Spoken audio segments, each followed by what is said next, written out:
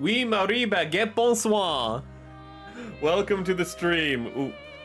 And actually, let me, as we get started, let me put up the polls for the last. Did it? Let me put up the polls for the last day of Gunpla voting. And then, OBS, why are you being difficult? Oh, I can't pin it on OBS. That's weird.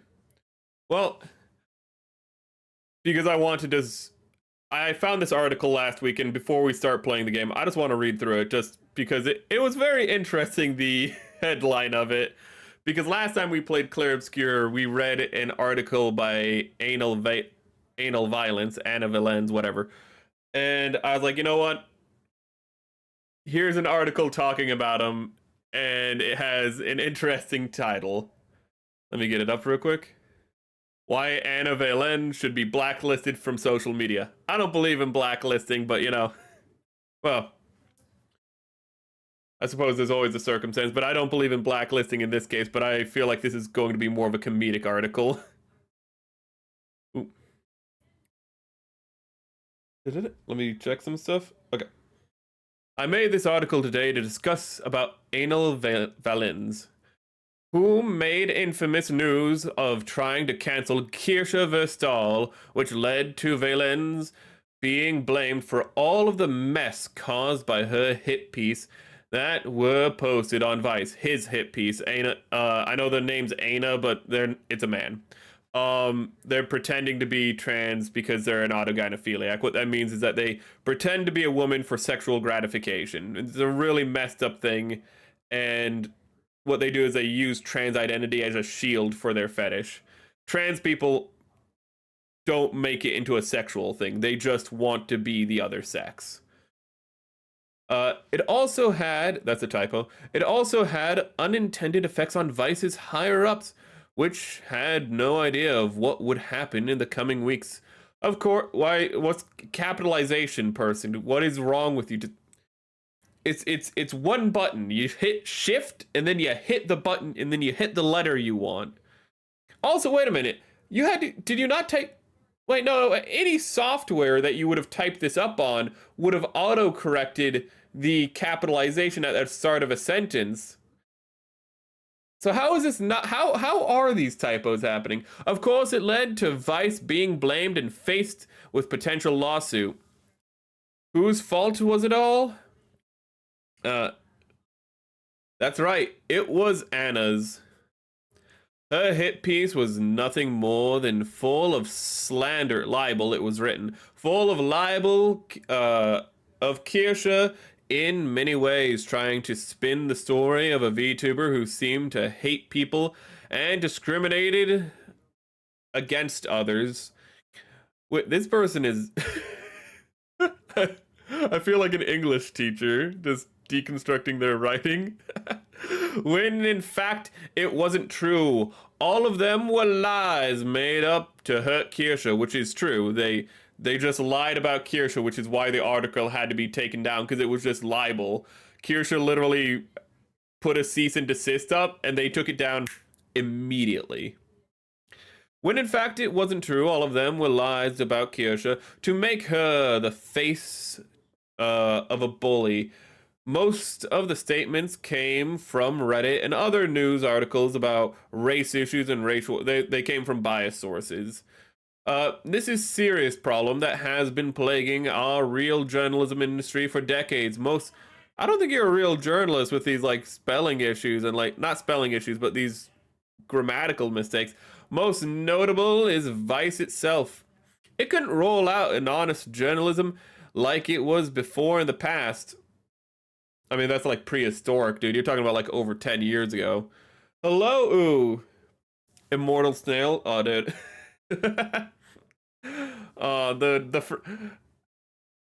The French would die so quick in that hypothetical. I'm sorry, but you made me think about that. It's like a snail chases after you, and it's just like if the snail catches up to you, it kills you. And the French would just be like, so I eat the snail. It's like, what? No, you run away from the snail. Why would I run away from a snail? It looks delicious.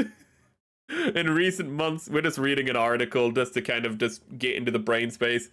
In recent months, after Anna has been targeting any VTuber she could find and try to cancel them with cancel culture and virtue signaling. Latest victims today by Anna was Rev says Desu's wife, Darling Strawby. And Makeship canceled her the same way that happened with Kirsha and in-game studios, which led to crime boss Rocket City Games' massive loss in revenue and loss of gamers. Review bombed by gamers who canceled them to refund their money. I'm gonna have to double check that because I was unaware of Anna writing an article about Straub, so I don't know if she's actually responsible for that Makeship. But if you don't know what happened, Makeship dropped their contract with Rev Says Desu because he was too edgy. And then they went over to his wife and was like, also, we don't like you either because you're married to him. Which is kind of really messed up to do. So they dropped her as well. And that's just been something that's been falling out over the last week. Cancelled culture versus Immortal Snail. Oh my god. But yeah, that's just been happening over the last week where Makeship just again dropped a person because it's like your husband makes content we don't like. And for context, both him and his wife, him by himself in one sale sold over 1,000 units of plushies, and they've had multiple sales of plushies with Makeship, so they have made Makeship pretty big. And Makeship's like, we're too big to have a brand risk like you attached to us anymore, which is insane because the only reason they're as big as they are is because of brand risks like Rev Says Desu. They pretty much they got an egg from a golden goose and then they resented the goose for it or something. It's just a weird situation. In short, she is a menace to anyone Anna is a he. Who's a VTuber. This is why I think cancel culture and virtue signaling are not welcome on social media. Personally, Anna Valens should be banned from all social media platforms. No, they should not be banned, and here's why. Anna, by doing what she's done, has actually helped Kirsha in the long term. Now, I'm not saying that what happened to Kirsha is good, and I'm sure Kirsha would rather it never happened. However, the fact of the matter is that what Anna did is showed everyone the ass of people like her. That these people who go around grifting and talking about, ooh, this person's an evil Nazi, this person's a white supremacist, are just 9 times out of 10 lying. Which is a problem because at 1 out of 10 times, we should be like, okay, let's not hang out with those people. But because these people are lying so much, it muddies the water for those 1 out of 10 times. But 9 out of 10 times, it's just innocent people who aren't hurting anyone. And the thing is, by having people like Anna talk, we can see how they're lying. We can see how we can use them as inoculation for the people who aren't as subtle. Because Anna's so stupid, she got caught. Okay, the other people are more subtle. They're more manipulative.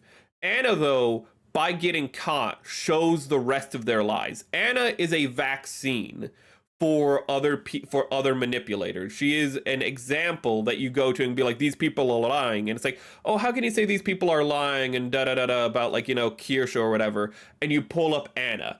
Anna is actually the one person you should not ban because she's so stupid, she actually hurts her own side. As for Makeship, they need to reevaluate their priorities towards VTubers whom they consider problematic, when they clearly are not. This decision by Makeship has damaged their reputation so badly that it will not be possible for them to get back in good graces of VTuber communities anytime soon after this incident with Straub. It depends on the community. Some communities are going to be like, oh, you're great, but in the general community, no. Generally speaking, the wider community, there's no one VTuber community, but the wider majority of people are going to look at that and go like, oh, so you might just cancel my Oshi, not because anything wrong with my Oshi, but because my Oshi talks with another person. That's pretty messed up. So that's going to be what hurts them. Ooh. because people are just sick and tired of cancel culture. And so they're just like, I know you have no standard. Like, I know what your standards are, and they're incredibly low, so I can't trust you. It stands to reason why cancel culture and virtue signaling is so stupid and dangerous for anyone caught up in it. It shouldn't be used against them in any way that hurts them. It is a dangerous power that should not be wielded by idiots. Only in their right hands, they can be used to protect the communities. You're talking about gatekeeping. Gatekeeping isn't cancel culture. Gatekeeping is self-regulation. Only, that is a basic point against corporations and corruptions, as well as officials who abuse their powers against a person they don't like. Again, I don't agree with the article. I thought the article was going to be joking about the canceling. I don't think you should blacklist these people. I think, again, you should just have them as an example, as pariahs. But you should not go to... I mean, I feel like this part right here. You shouldn't go to the corporations and get them banned. If they're breaking the rules of the corporation, yes, they should be held accountable to those rules. I do believe that. But you can't just, dog people. You can't just blacklist them, because a lot of times these people, again, they hurt themselves more in the long term by letting them continue talking. And at this point, people like Anna, their ideology is on the way out. And so the more people like them thrash and strike out around them, the less and less sympathy they get, because they've been the dominant culture for so long that they are victimizing other people, and so they lose sympathy every time they do this. So they hurt themselves every time they do these kind of things. And I don't want them to hurt other people in the process, but at the same time, I don't think that just turning around and doing what they do is the correct answer. It is a reciprocal action, not a preemptive action, that should be taken. Ooh. That got a little more serious than I thought it would. You know what? Let's just play Clair Obscur. That's what that is for, though. That's what Clair Obscur is for. Ooh. To get anything out of the way, so we can either go up or down with the game. Ooh. Oh my goodness. Sorry, we have not played this in a while, it seems. June 26th. I hate people using victimhood mentality and losing. I hate it because humans are naturally sympathetic. Actually, Aiden Paladin made a great video about this. Humans are naturally sympathetic towards victims. It's just part of human psychology. So what people do by using victimhood psychology is they're manipulating you effectively. They're using your natural evolutionary inbuilt sympathies against you. And that's what disgusts me. It's a manipulative behavior. Ooh. We have played for 12 hours. That's more than I thought. But we ended stream at 3:28. Jesus Christ. Ooh. I know why we went so late. It's because I got tired and couldn't beat the boss for like an hour. Oh yeah, also we have this guy. Because Gustav died, by the way. If you weren't here for last time, Gustav is dead. And we got this dude instead. Ooh, that rhymed. It's a very emotional moment. It surprised the hell out of me when he died, because it's just... It's I think at the end of the first or second act, it says like, yeah, he's just dead, and you're like, they're gonna pull out, it's fine, they're gonna run away. No, he just straight up dies, and he dies hard, and you're like, oh crap. Wasn't he the main character? I guess not anymore. I am the baguette. Oh god, rip to him indeed. Rip-a-rooney. I do not know the last time I saw something that had the balls to invest this far into, a main character, then kill him off. Ooh. I can't think of the last time I saw something like that. Ooh. Welcome Opus, welcome Ivan, welcome Ooh. I don't think I said that. Oh, I do want to address this real quick. I don't like the fact that I have that on the screen right now, the whole like leave a like thing, because I hate asking for that. But it has come to my attention that YouTube is a piece of crap, and apparently they don't count views or watch time for their algorithm. Apparently, what's more important is you guys can sit here for 5 hours, watch the entire stream, and YouTube will be like, that's cool. But you leave a like and YouTube's like, oh, wow, that's way more important. You guys can talk to me the entire stream, and that doesn't matter. No, it's you just pressing a button. That's what matters. What utter piece of crap website. C'était ton frère? Quelque chose comme ça. Perdre un proche, c'est difficile. Je sais. Ooh. That part is on the end of the last stream. The last stream is time-stamped. Ooh, the last Clair Obscur stream. Tu veux essayer de me réconforter. But Mais j'en ai pas besoin. the thing is, I just don't do good with schedules. Is my problem. I'll try to get more consistent, but I don't know. I think I can get consistent days. I just don't think I can do consistent times. Because depending on what's happening throughout the rest of my day, like, I don't know if sometimes, like, I can stream at 8 or 10 is kind of that's really the problem. But I will endeavor to do better on that. It's just... Ooh. This is a bit rough on my end to get more consistent schedules. I do want a more consistent schedule. It's just some limits I have.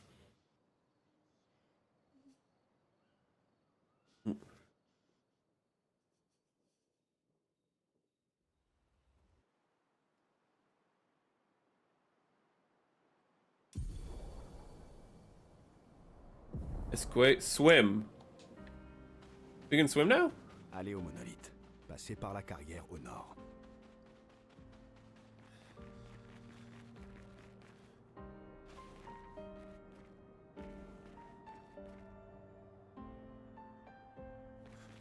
Yeah, that's fair. Clair Obscur we haven't played in a long time, and I don't know, it's just because I just haven't had an opportunity.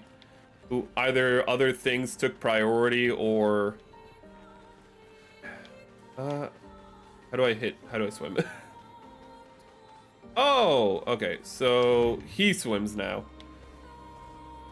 Yeah, it's supposed to be every Thursday or Friday is when we do gaming. So I will just say that right now, it's going to be Thursdays and Fridays.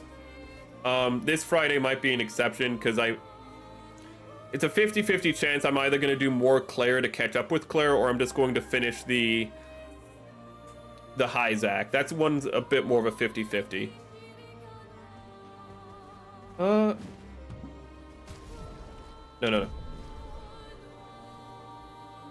Open map? Okay. But Mondays are always going to... Well... Mondays are always builds, because over the weekend I always have something to talk about from over the weekend. Tuesdays and Wednesdays are always reading or something like that. Just something that I can just present you guys with. But it's Thursdays and Fridays are always going to be the gaming streams. That one I will tell you is how it's structured, but I will try to do a little bit better with the more structured streams. It's an excellent game.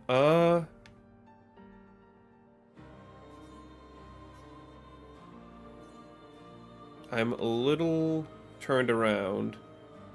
I didn't check the... Oh, I don't want to go back to camp just to check the objective. I forgot to check the objective in the camp. Ooh.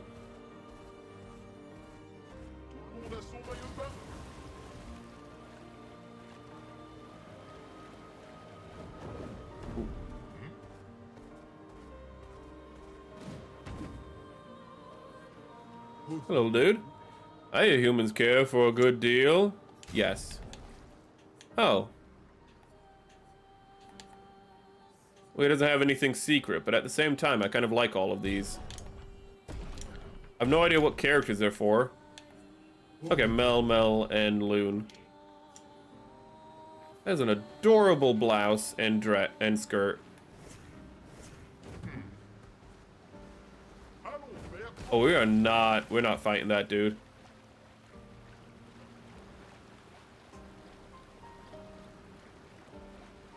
Is that a dragon? Is that actually one of those blind salamanders that are in caves? What is that?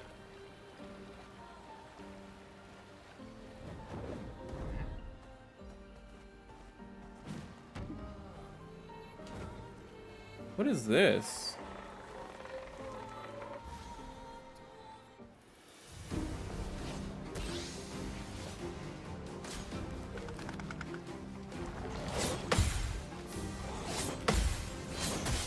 Okay. Oh, I remember the parry button.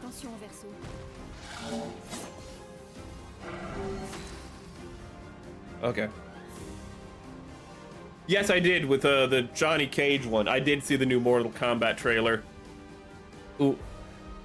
With Carl Urban as Cage. Ooh. It actually looked pretty fun. It looked pretty fun. I will give it that.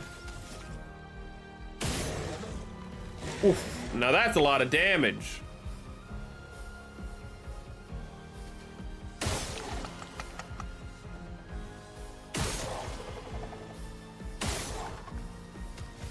Okay, you don't have enough now.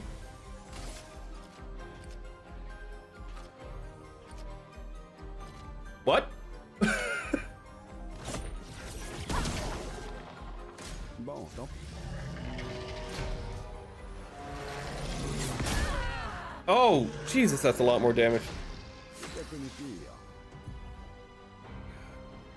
Verso gains protection every time he deals damage or manages to... Okay, so he's not just a replacement for Gustav. He has unique mechanics. I'm actually a little surprised by that. I thought he was introduced immediately just because it's like, you need a Gustav replacement. A higher perfection rank increases his damage. Some skills have additional effects at specific performance ranks.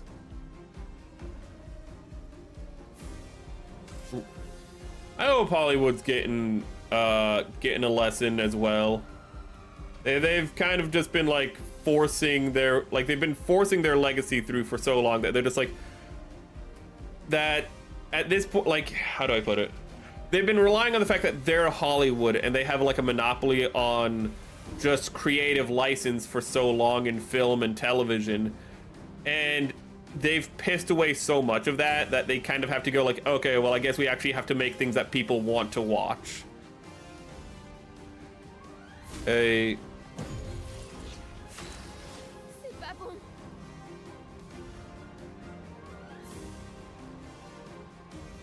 That's okay if he's not the most powerful, because I was using Gustav as a tank. I was using Gustav as more of an all-arounder anyway, so if he's still an all-arounder, that's gonna be good.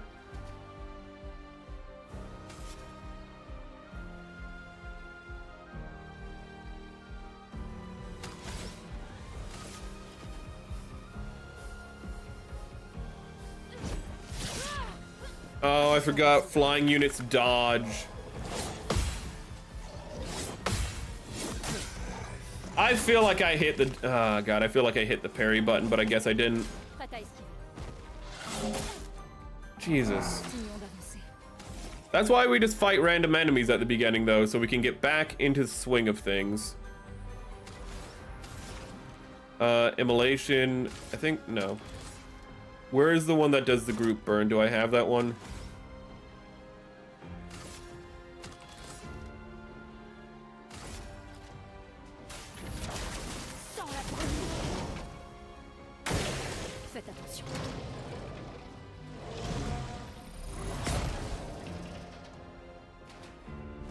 Okay.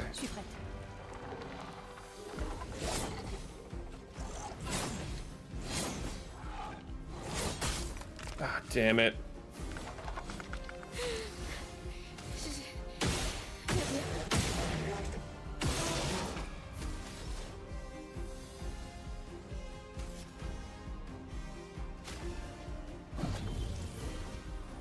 voilà de retour à la vie.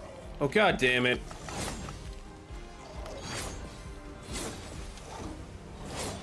God.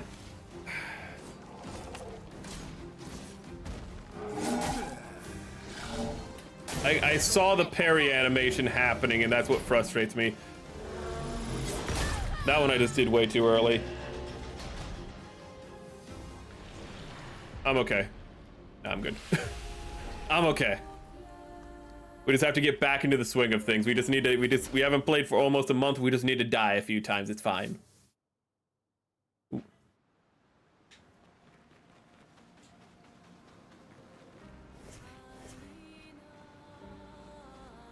Am I hitting the wrong button? I'm hitting the wrong button.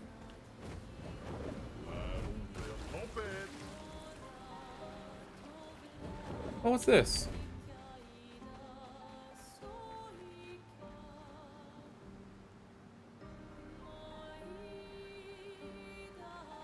Yeah. It is good in general just to like streams that you of streamers just in general, because it's another form of interaction that the algorithm likes. But I am actually upset about the whole fact of about the fact that apparently it's just been found out recently YouTube only cares if you liked, and it's like, how like that's just, I was about to say evil, it's just incompetent. I am aware.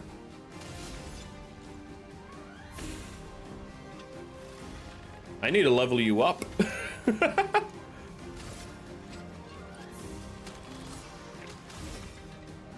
What the? What are you gonna do? Okay, so X.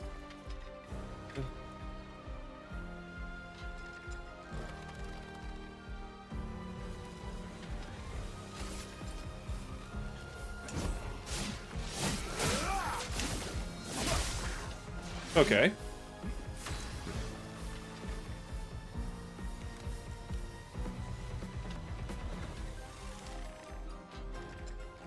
Oh my god, AI is, ugh.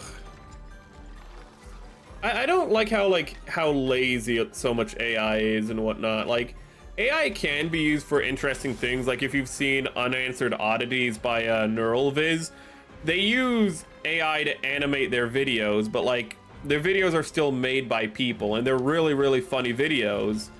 And like that's how you should be using AI, for, you know, kind of more just like a way to make it so that your written comedy has a face to it. But a lot of people just use, they just plug in prompts to an AI and literally everything is just the computer. And then they're like, I've made this. No, you plugged a prompt in. It's like putting in 2 letters into your, like, it's like putting in 2 letters while typing and then autocorrect like finishes the word. You're not right. Like, you didn't type out that whole word. Like, you didn't even know how to spell that word. You just relied on autocorrect to spell it correctly for you, you know? It's the script. AI scripts are just so, God, AI scripts are terrible. But I will say they have absolutely nailed the disingenuous just voice. Ooh. Like the presentation voice being in. Okay, so I just wanted to make sure I got that timed correctly. With that disingenuous presentation voice. I feel like I dodged that. Attention.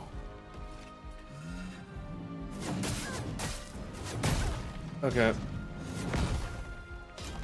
Jesus Christ, you attack a lot, but you don't hit too hard, so it's fine.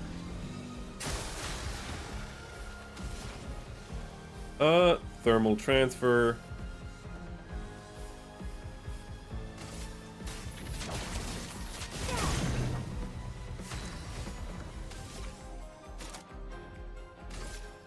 Une pluie de flammes. Then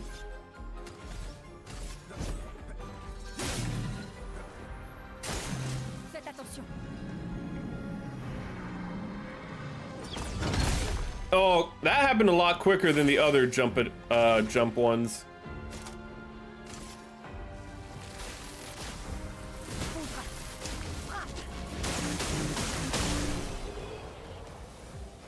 Also, why are we fighting right in front of the shopkeep? I just realized.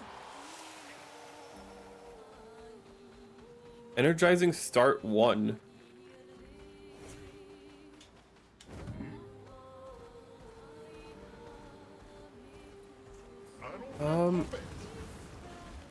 I might have to go back to base camp to figure out where I'm supposed to be going, because I'm not 100% sure.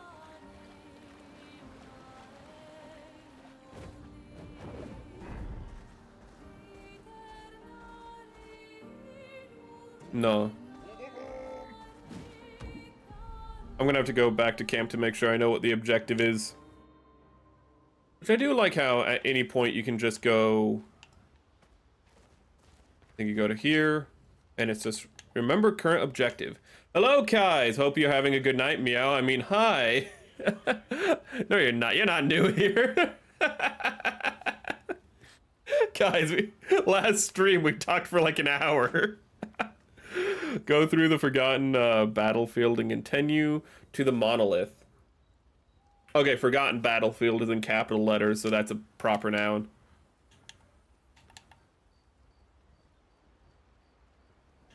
What do they mean by that?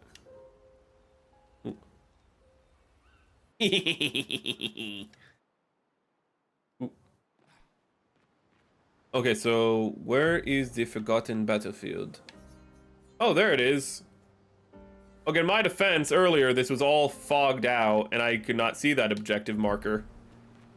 Ooh.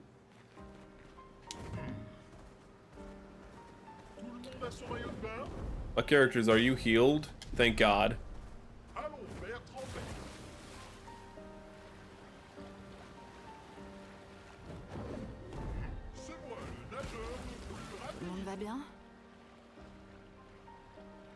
Is this where we landed? Is this where the game started? Have we returned to the start of the game? Huh.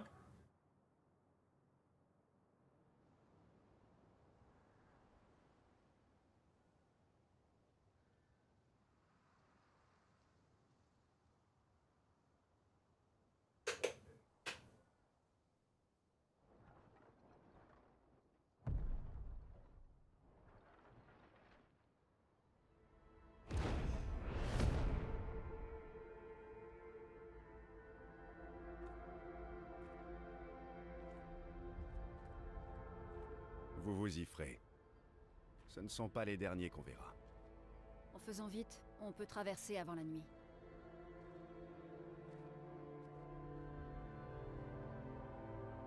Attendez. I like how not only this shows just how long these expeditions have been going on by the body count, but how bigger the expeditions used to be. On pourrait chercher un endroit approprié. It's like the expedition here was like really small if you think about it. It was like maybe Après la carrière. 24 people, it looked like. C'est un havre de paix. Entouré. Yeah, I know. Ça devrait te plaire.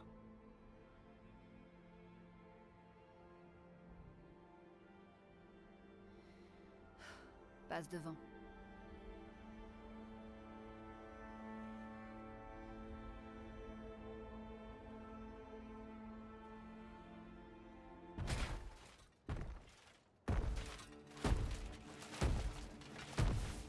I don't know what that thing is, but it looks really cool.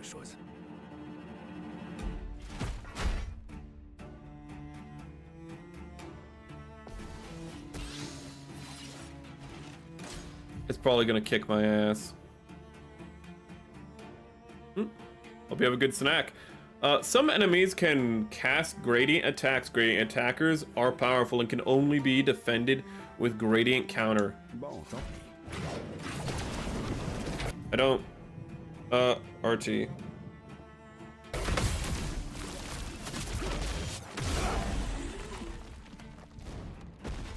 Attention, verso.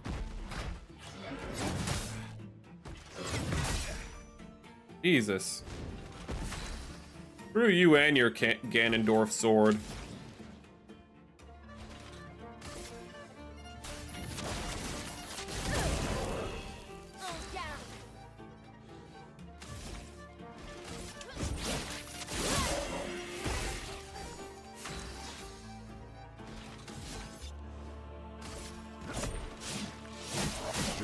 You know what I forgot to do, chat? I forgot to level up. I forgot to level up this dude. Okay. We need to do that now. D'autres trucs qu'on devrait savoir? Une chose à la fois. Okay, let's Do you have anything else unlocked? No.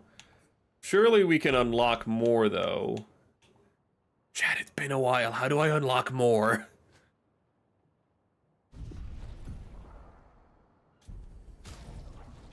Ooh, it's been a while.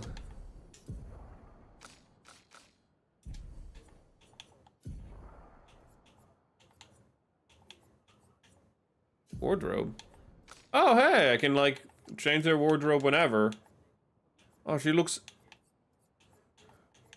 like a little paper boy from like the 1930s.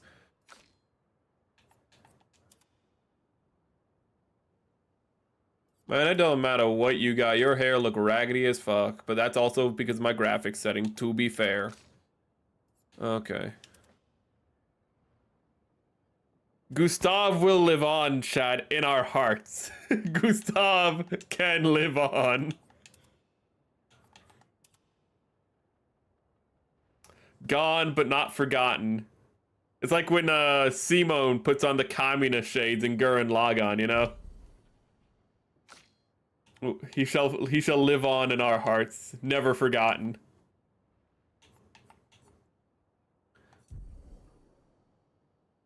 Remove party. Show what? Oh.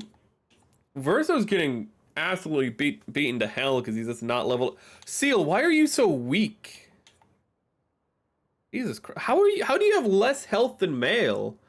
I think you have higher defense though. Male has no defense. All right, we were calling you April because you have red hair.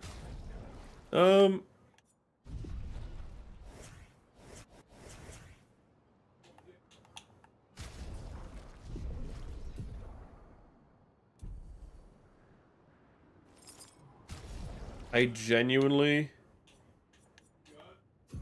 don't remember how to level up the characters because it's been like a month. That's really bad.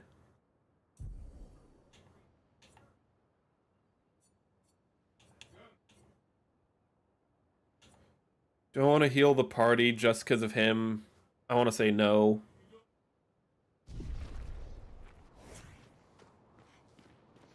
Oh, I need to be at a flag to level them up. Okay, so I need to find a flag to level them up. I should have leveled them up when I was at the base. Okay.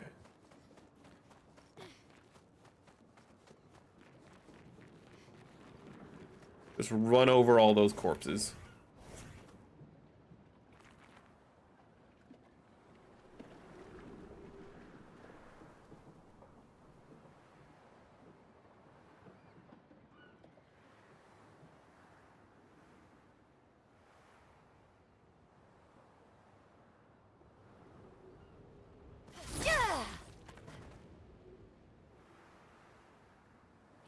Oh, and also need to keep eyes out for like chroma and whatnot to be picking that up.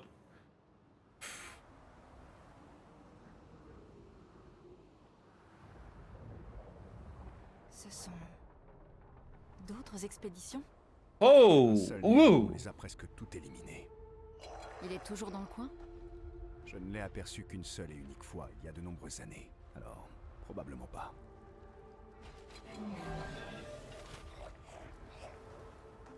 Don't mind me. I'm just looking for a flag. I'm looking for a save point. Just don't mind me.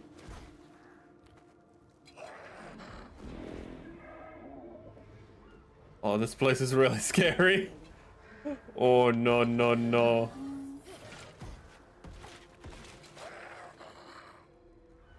I just want to. There we go. Now we can level up our dude. Upgrade attributes. Oh, oh, go figure. The character who I have not done anything with also doesn't have any of his attributes. Oh my. Oh my, look at that. Look at that defense stat. Now that's, wow. No wonder you were dying. Okay, We're just gonna put like... We're just gonna real increase your vitality there, buddy. Also explains his agility being 0, explains why the movement phases were so awkward and weird. I'm just gonna put like everything up with him. If I need to reset it, I have plenty of recoats if I need to.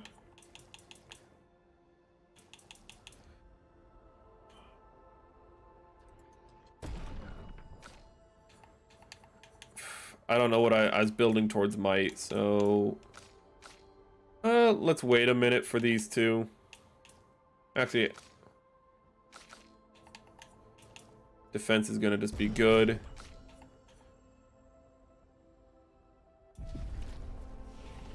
Learn skills. We also need to do this for him. And he has 18 skill points. You have 1, you have 4. Okay. You have 4, which is a hell of a lot. Is this lightning? Applies defenseless to all enemies for 3 turns. That's... wow. Reapplies current stance and gives... oh!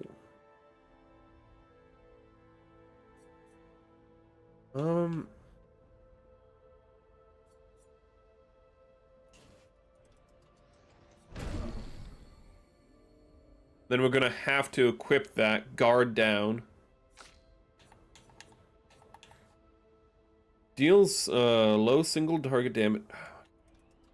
I should have done this before stream, but I just didn't think about it. It's been a while.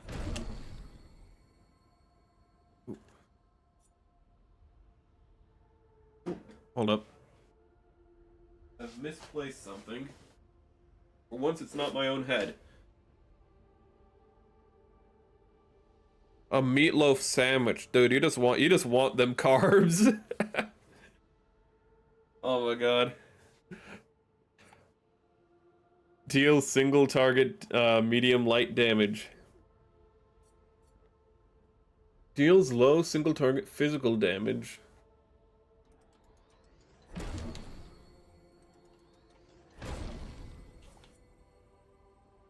Amplifies power to 3 elements, increasing damage. Oh, well, powerful is what I used to use with Gustav all the time. We're definitely getting powerful. Reduces current rank, gives deals medium single target light damage.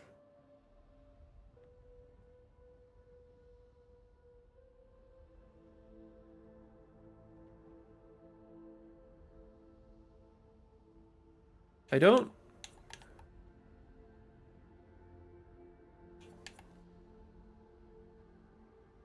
homemade bread. That's nice, homemade bread. You get that... you don't get all the, like, nasty preservatives. You don't get, like, the bleached, like, you know, store-bought bread. It can be crunchy still, and it's not all spongy. It's not effectively, like, glorified cake. Ooh, or really more like unglorified cake, technically, wouldn't it? Not really sure where I want to be investing. Deals very high single target damage. And then we can... I have no idea if any of those are any good.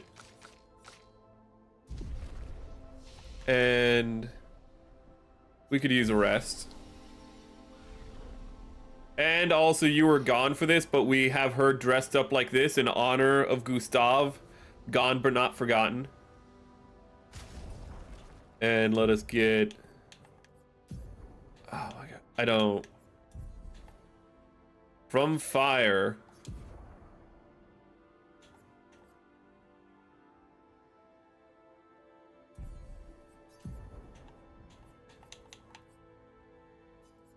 actually, I really like the idea of him having a 1 AP attack. Ooh. That's a lot of AP. Deals very high single damage. We're gonna put that over there. Powerful. I like to use powerful to enchant, and I used to keep it right there.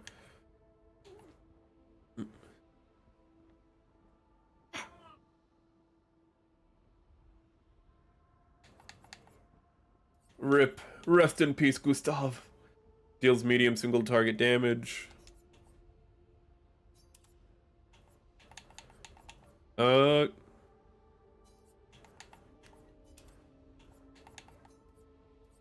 And powerful. And then perfect recovery. Recover 50% health and dispel status effects.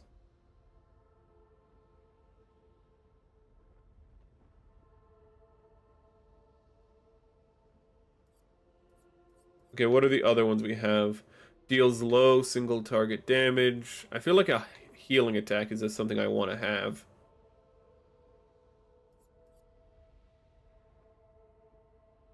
Self status effects.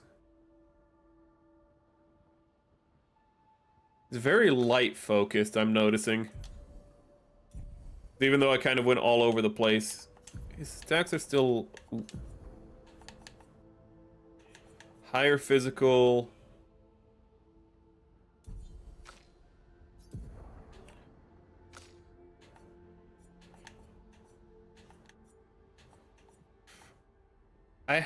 Why do I have you equipped with that?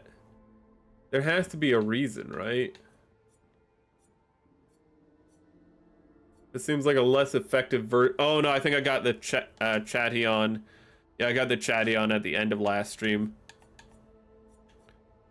Fire, because I like your fire stack. Okay. Now we can play the game.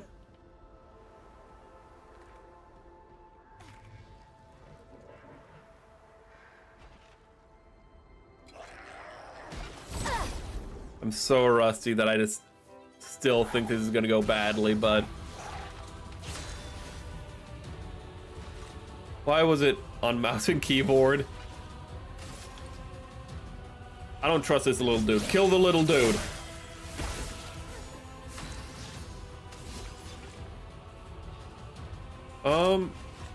It says this will be effective. Oh, no.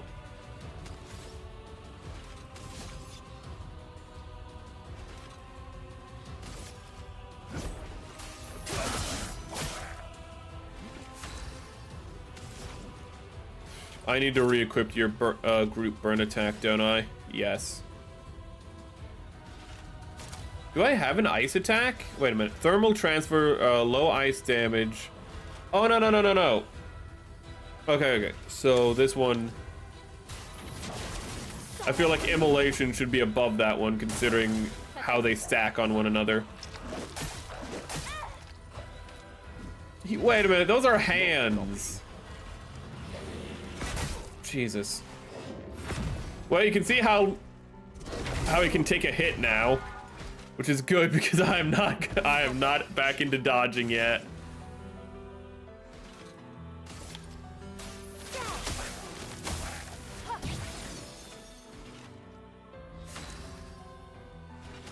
Oh, you get to attack again. Awesome.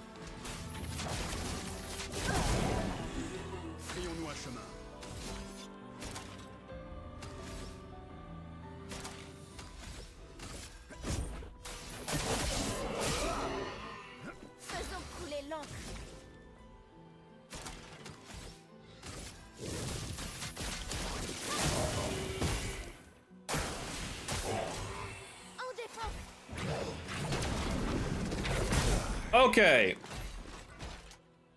I misunderstood how that one works.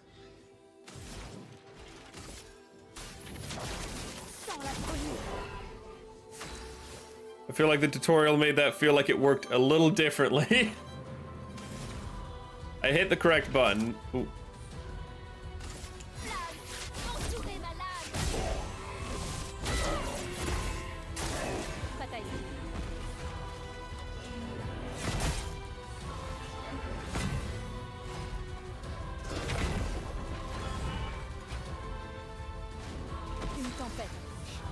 Oh, poor Verso.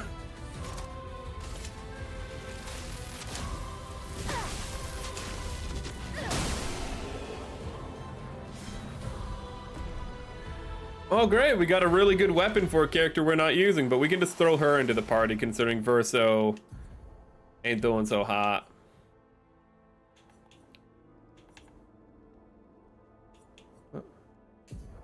Ah.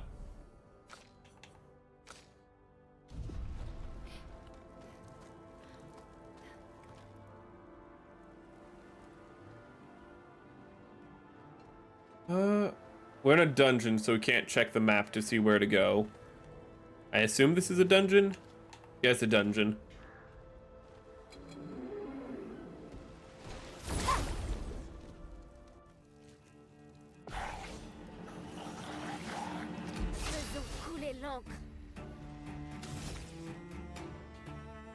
Offensive.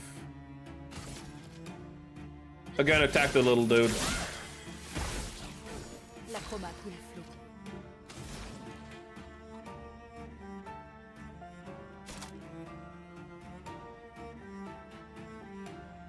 I just zapped the little dude.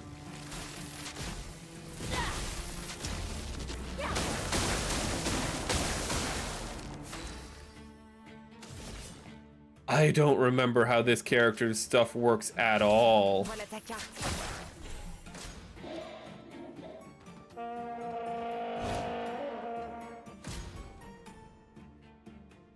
Shell is a buff that reduces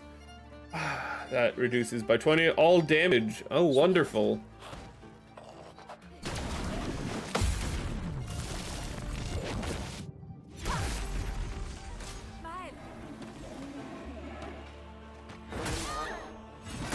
Okay, I wasn't expecting the second attack with how much damage that first one did. Looks like everything is effective.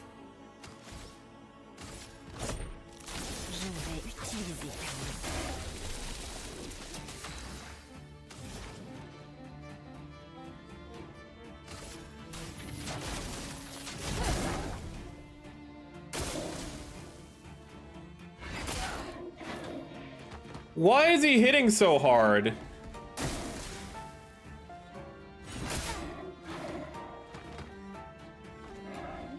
And why is he so fast? And why is... Oh, fuck.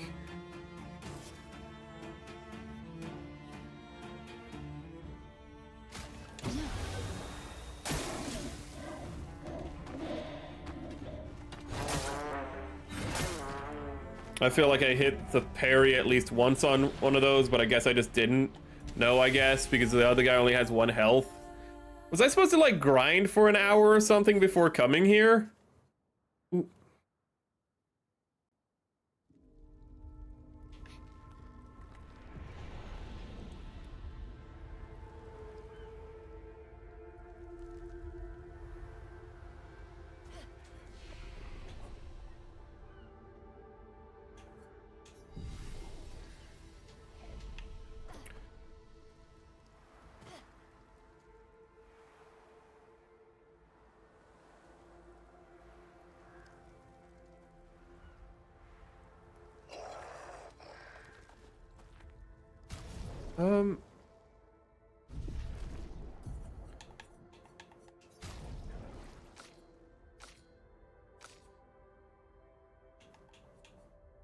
Okay, well, we were on normal. I'm just bad. Oh my goodness. Well, we don't have time to grind for in the overworld for like an hour, do we? Fading woman, you may leave. I have no interest in speaking with you. On dirait qu'on a passé la zone dangereuse. Et aucun signe de votre névron spécial. On dirait qu'on a toujours de chance. Ooh.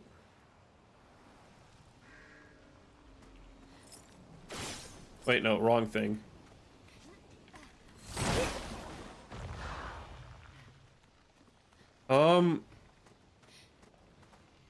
Oh, that's what was behind the crates. It was another one of those things from earlier. I thought it was like a pickup, but no. Expédition 57, Carla. Ces machines de guerre semblaient bien plus puissantes à lumière. Mais sur ce champ de bataille, à côté de tous ces corps sans vie au pied du monolithe, j'ai soudain ressenti un immense désespoir. Je n'ose montrer ce que je ressens, car ayant la charge de cette expédition, je ne puis me permettre de laisser la peur.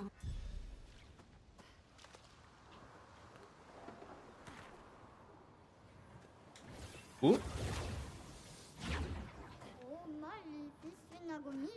Hello, dude.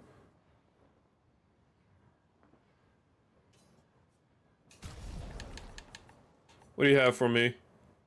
What is that? Okay, that's for her. It's an earth one, which I don't know if I really have any use for. Inverted affinity. Apply inverted to self for 3 turns for the... Ooh. This might just end up being a grinding stream.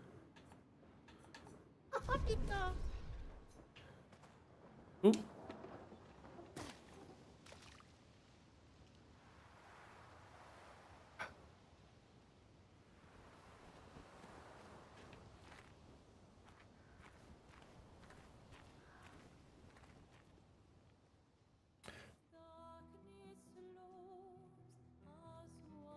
New sword. Get it. Grab it. Grab it, April O'Neil. You know you want it. Hey. Tu tiens le choc? On y est presque. Si je tiens le choc, où qu'on aille, il n'y a que la mort. Encore et encore. Rien d'autre que la mort. Et j'ai plus du tout envie de voir ça. Écoute, Maëlle, Je ça pensais n'est... que toi au moins tu comprendrais. Tu dis avoir passé ton immortalité à enterrer les gens qui t'entourent. Et tout ça là, ça te dérange pas? Et vous deux? Gustave est mort. Comment vous pouvez continuer comme ça? This very serious cutscene is just enhanced so much by that outfit. On doit continuer. Pourquoi? Maëlle. Tu sais ce qu'on a à faire. Quand l'un tombe.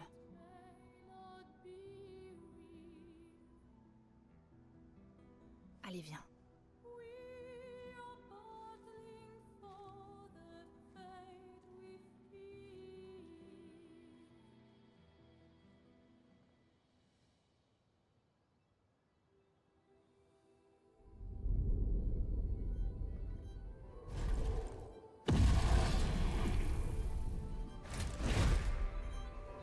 I look away for 2 seconds and something happens.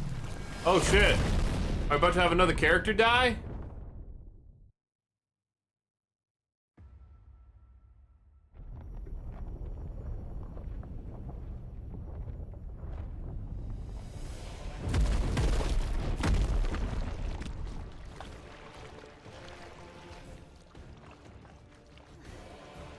That's a lot of wine.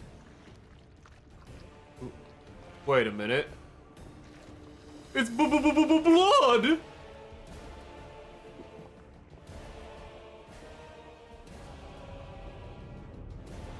Gustav, don't carry right now when, like, in battle you don't create a dissonance between how good you are here and how good you are. Oh god, he's cutscene verso.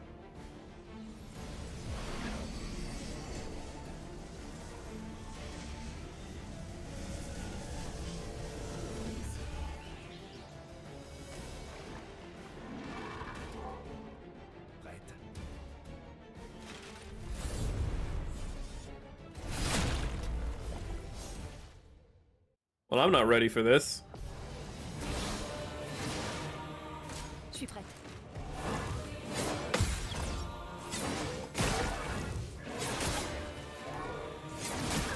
Okay. I don't know why I bothered trying to parry that last one.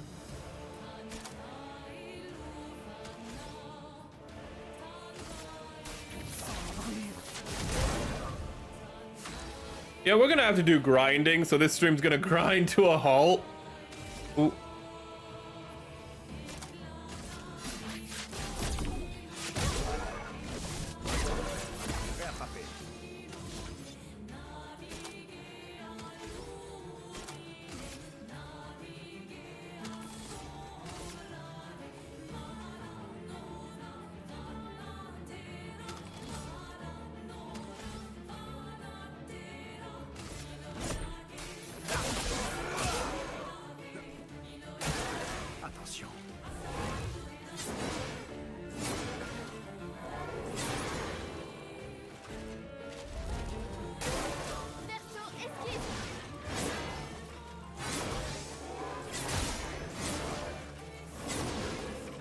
Okay. Let's see here. Where can we go from here? I'd actually like to stack the burn effect on him. He just doesn't give a damn, does he?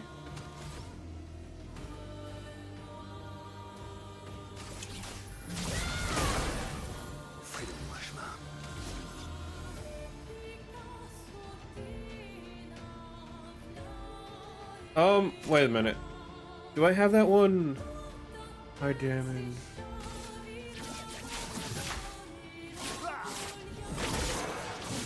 That's some anime shit. Wow! Oh, she's down. Okay. Okay, that one you have to like a little bit preempt.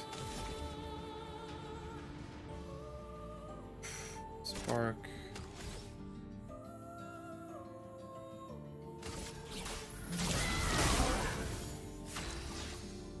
Oh, okay, so the burn, it looks like might cap out at 4 for him. That's not great.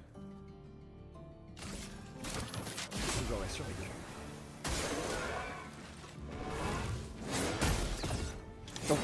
Well, you're down. It doesn't matter, does it?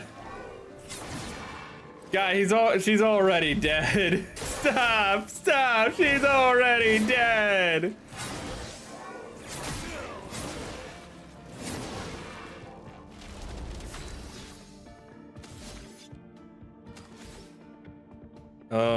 Y items. Désolé, Stop it. Stop it. Stop it.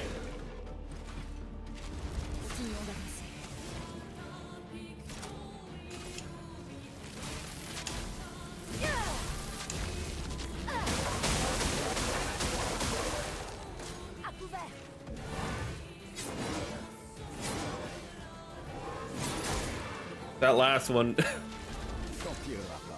Okay, let's see here.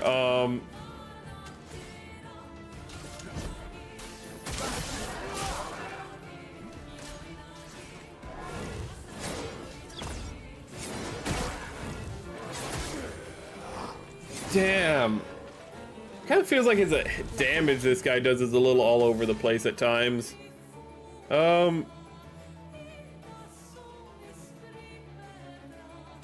I don't.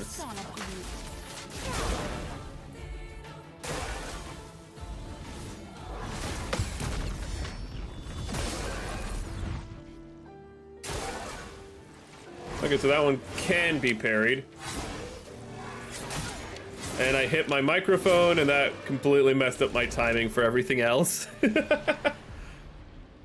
Send in reserve team. Nah, we're just gonna go and fight other things for a little bit. What can we yap about? I'm in the middle of reading Flowers for Algernon, and it's getting really good. Charlie just got fired from his job because everyone's just like, oh hey, the guy who used to have an IQ of 68 now is going around like he has an IQ of 200, but can back it up. It's the devil's work. They're like, actually the one person who's like, this might be like deviltry at work is the one person who's sympathetic with Charlie, but everyone else is just like, Charlie, you're a prick now. I can't stand you. Using all your big words and fancy talk, thinking you're better than us.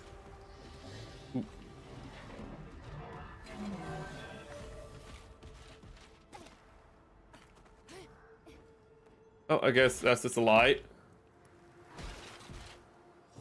No, don't mind me. I'm just gonna go somewhere a little safer. Can I leave the dungeon? Or am I stuck in here? Do I have to grind in the dungeon? Oh god, do I have to grind on hard mode?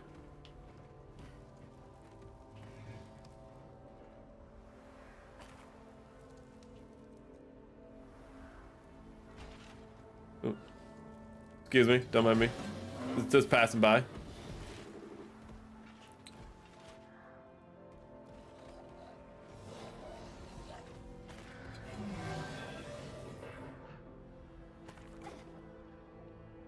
Oh, thank God I can leave. Okay.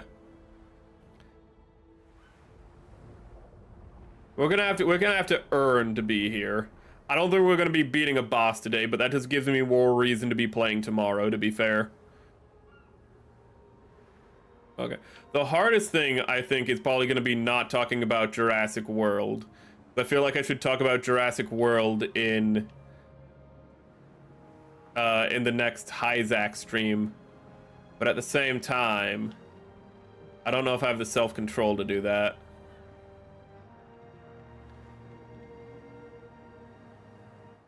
Okay. No, the difficulty's not on hard anymore. We tried that, and then we went into a new dungeon, and we were able to beat the enemies, but it just took way too long. And I realized, like, that's just not gonna be fun for stream. It's just gonna be just a whole drag.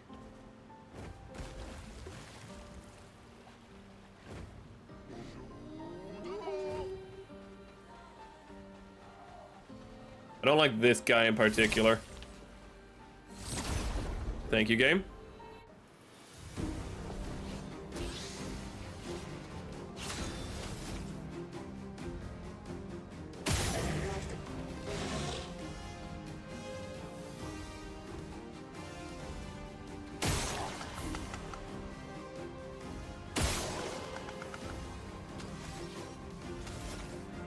No, I only need 1 point to switch, okay. Now I can't hit you with it, but I can hit you. Oh, I forgot you guys have a lot of shields. Okay. Would it be alright if on Discord I see if anyone would be interested in community farm sim? Like, if you want to ask people if, like, they want to hang out or anything, I mean, sure. I mean, that's why on the Discord, unless I messed up somewhere, let me double check. That's why on the Discord there's the wakes. That's why there's the rooms. If you want to, like, hang out on the Discord, you have free roam to do it. If you want to use the voice chats and whatnot, it's just like the watch-alongs. Anyone can use the watch-along stream to share what they're watching, and you guys can use the voice chat streams just to play what you want. No problem at all, man.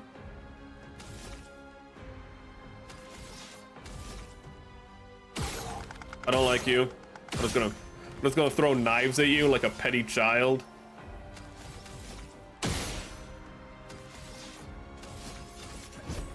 No, I wanted to attack the big guy. That was a little dumb of me.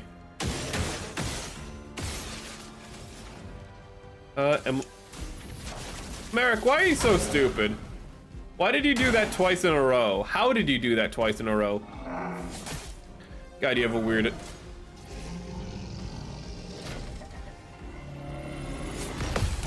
Oh, I can't believe I got that timing correct. That is... That was very stupid. Oh, I did not deserve to get that timing correct at all.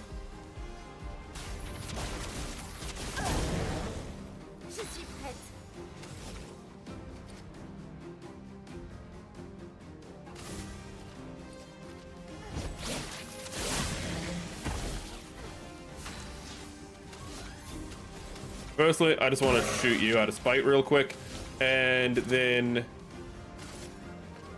Unless this use break on you. Jesus Christ. Gee, oh my god. That was way too late. Also, holy crap, that hit harder than I thought it would. I wanted to practice my parry. Apparently that was a mistake.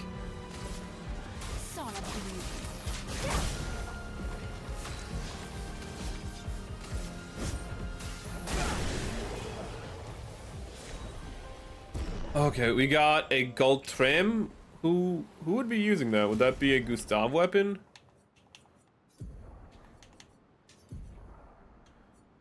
Yes, it is. A lot weaker. It's earth-based, but I don't think that's really useful for anything. Do you have any ice-based attacks? I think all of his stuff is physical, so it's really gonna be just sticking with this.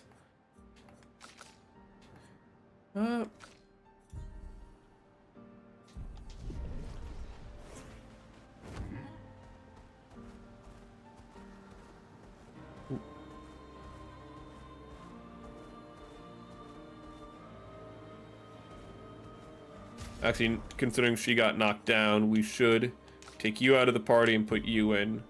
Not the correct button, Merrick. You can figure it out.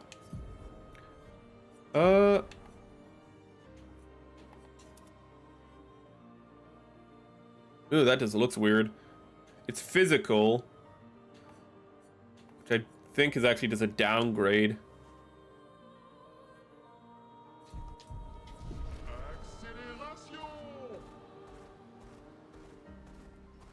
Wait, what?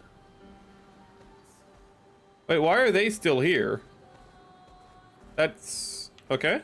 I guess this Verso and Loon are just gonna be doing their own thing.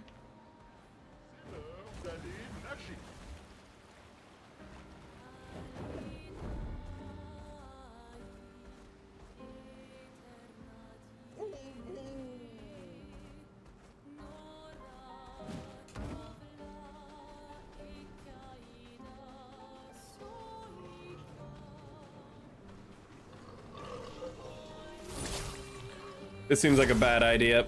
This feels like a really bad idea.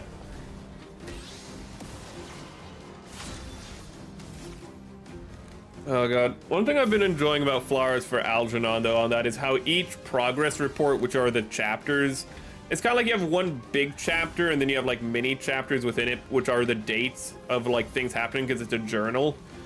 But it's how like just watching Charlie grow, but not in like the fact that he's like growing in knowledge, which is actually really passive. It's really the journals actively record how Charlie grows in maturity and understanding of the world around him, how he understands like cynicism of people, how he himself grows resentful of certain like parts of reality.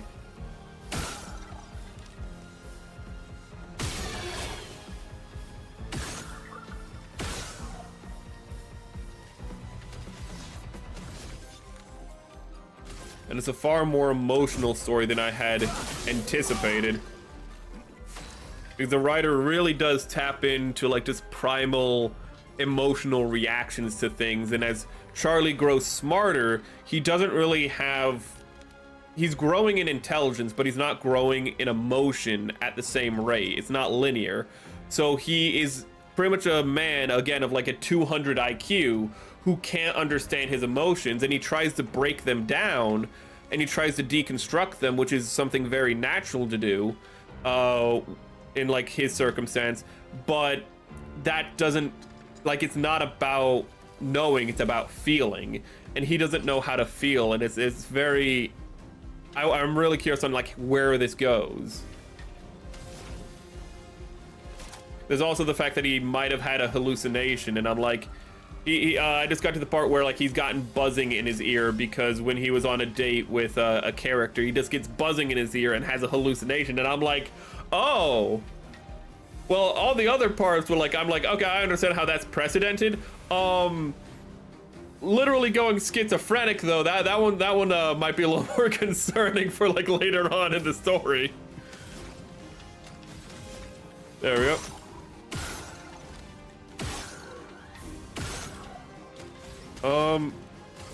Can I hit him with immolation? No, I can't. Damn it.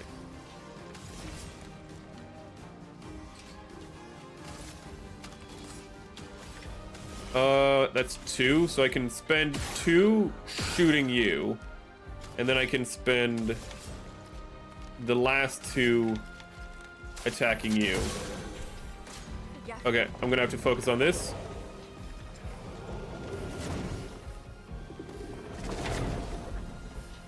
I could have parried both of those, but I'm just... Okay, you're dead. God, parries are just... They do so much damage. I don't know why I tried to parry the second time. When I just commit to the parries, even when it's no good. I have no idea. Something's gonna happen to him. Ooh. And I feel like it's not going to be as simple as his brain is going to like get worse than where it was to begin with. I feel like that's too simple. Something's going to happen to him. It's going to be pretty unpleasant, I imagine. Okay, you know what? I'm spiteful.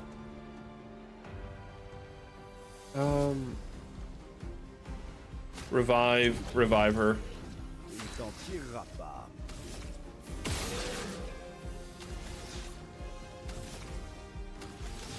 What do we have? What do we have? What do we have? We have perfect heal. We have powerful. I should. Perfect recovery is really good, but I feel like I'm not. I feel like if I have to be using it, I shouldn't be in that state to begin with. And I'm trying to grind, so I should get another attack.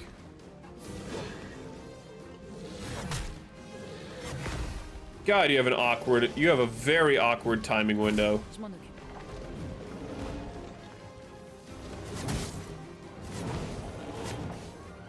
I barely dodged that last one. C'est pas bon du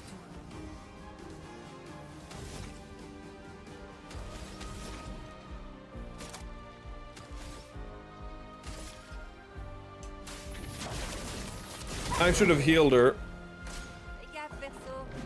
Why do you have such high agility? You are literally a rock monster.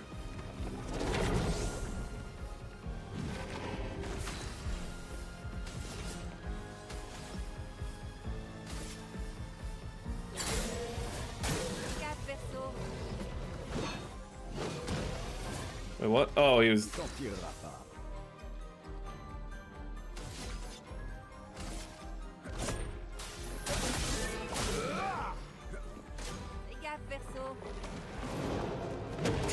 Just... Does he no longer have burn? He still has burn. I can see he still has burn. I'm just gonna let burn kill. I'm just gonna let the burn kill him.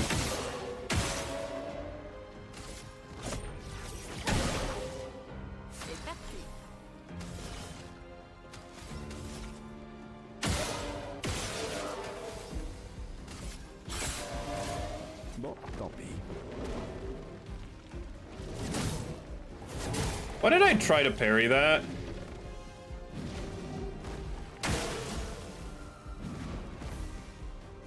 And the burn didn't kill him because...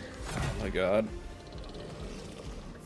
I thought burn hits through shields. That's my mistake.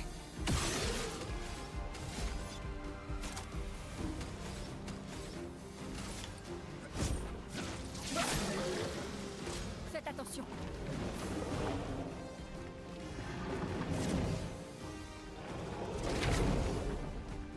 Okay, I need to use the recovery on him, and then I need to... I'm barely holding my ground against these enemies. Christ. You're weak against ice? Don't. Oh my god. Just stop. Okay.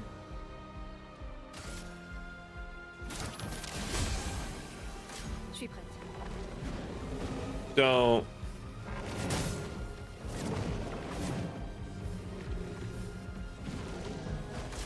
Bon, tant pis. Why do you have such high agility, my man? Il t'en tirera pas.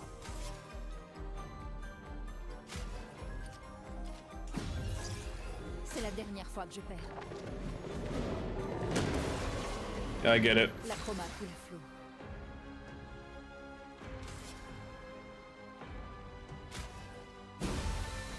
Attention. God,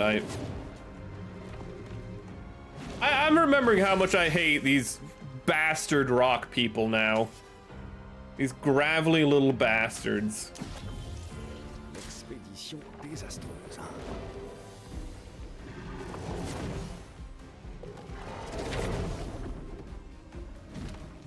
C'est pas bon du tout. I have to focus on this one guy so much. I can't even talk about flowers for Algernon.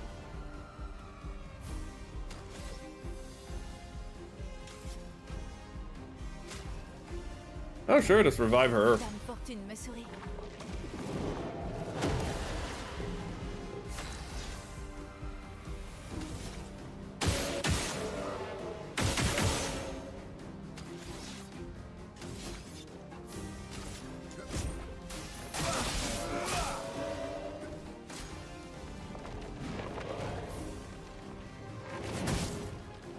Why do you attack her with the awkward one? That, like, for fuck's sake.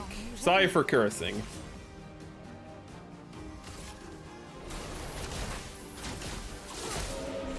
Bon, tant pis.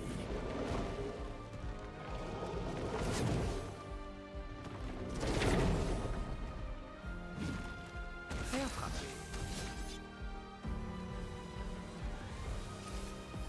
I don't know, but enchant her. I don't think her attacks are gonna do anything, but... Oh, of course, after I enchant her, he puts on his shield and I have to do this and making it all worthless. Fucking wonderful. Attention.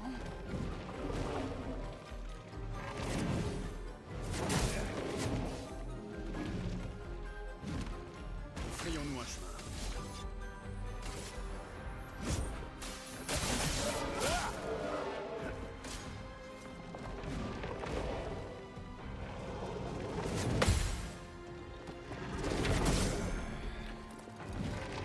Il va falloir faire vite. I tried to parry. I am not a platypus, though. Voilà ta carte.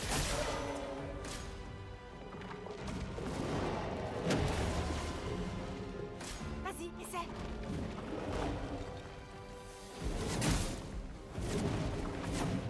I despise that enemy. Jesus Christ. Okay, so we need to grind a hell of a lot. No, we're not putting in the reserve. You insane?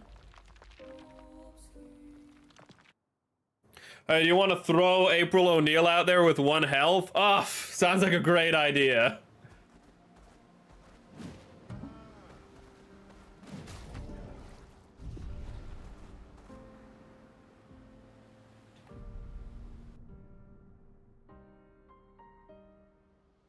Ooh.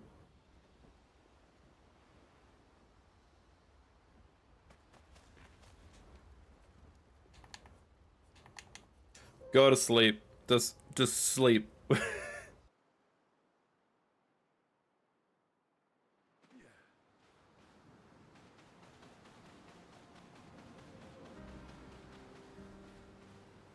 Really trying to see what that is, and I just realized it's just hovering there. I was like, which direction is it going in?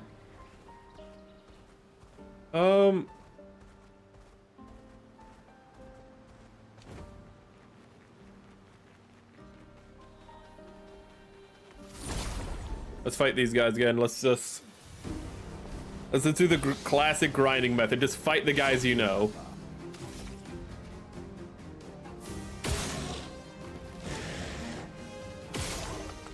Oopsie. I mean, that's technically what I wanted to do in a sense, but... Well, okay, I guess... I'm rushing it. I'm impatient.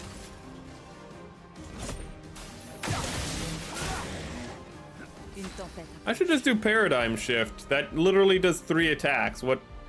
Well, I didn't realize it was doing 3 hits, so... I feel like I have an excuse for my incompetence. He's dead.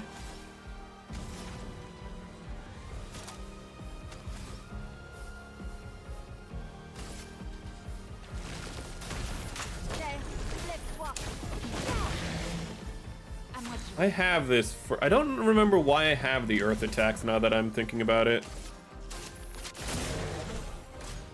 Je m'en occupe. Backhand him. Kick him. Whichever one. I don't care. He's weak against kicks. Oh my god, he is a foot fetish.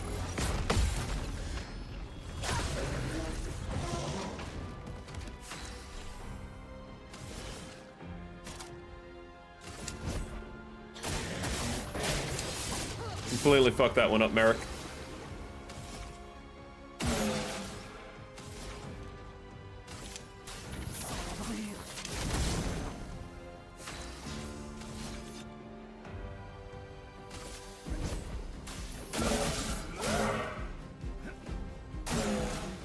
Attention, Verso. À moi de jouer.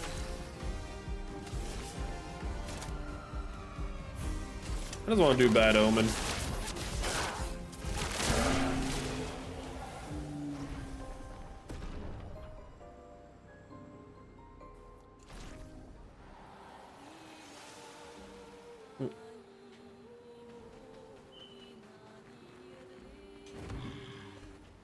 Okay, so that guy is too strong for me to practice on. These guys are too weak. Surely we can find something that's in between.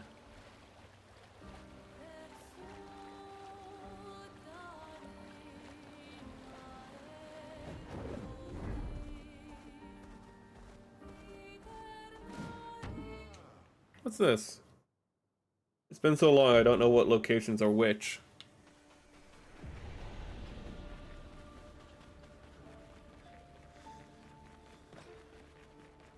Is this where... I think this is where he passed, isn't it? Yeah, this is where Gustav died, ain't it? Parfait. Ooh. Howdy, Nox. How's it going? Ooh. We're just playing, we're just grinding in a game, because apparently, everything I've been playing for the last 13 hours has all been pre-game, effectively. It's one of those kind of games. It's a true JRPG. It's like, okay, so the last 10 hours, yeah, that was like, you know, just, you know, like, that was the prologue. Now you're actually getting the story.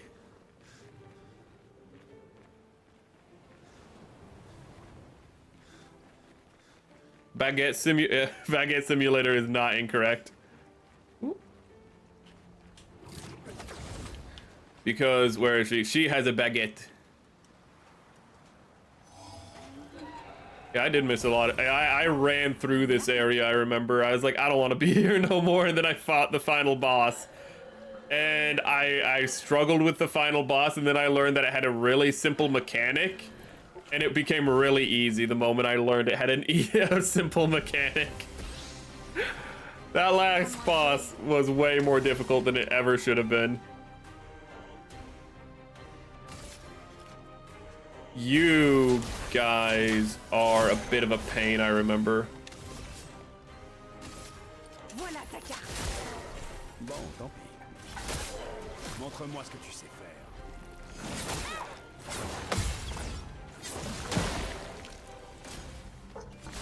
Wait, is there a third? There's a third guy! I hit the wrong button. There's like a... Can we just kill him, please? First time chatter. I know it's gonna be a bot, because it literally has first in the name. Hold on, let me get rid of this bot real quick. I hate the Twitch bots.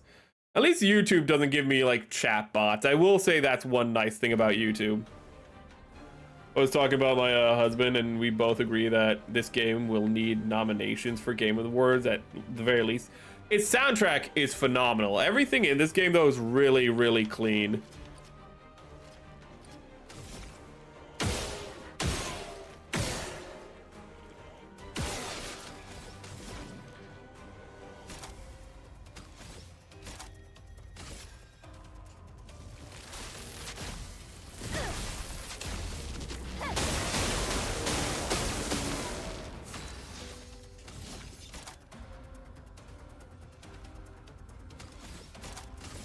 I really want to kill this guy because these guys I hate the most, I remember.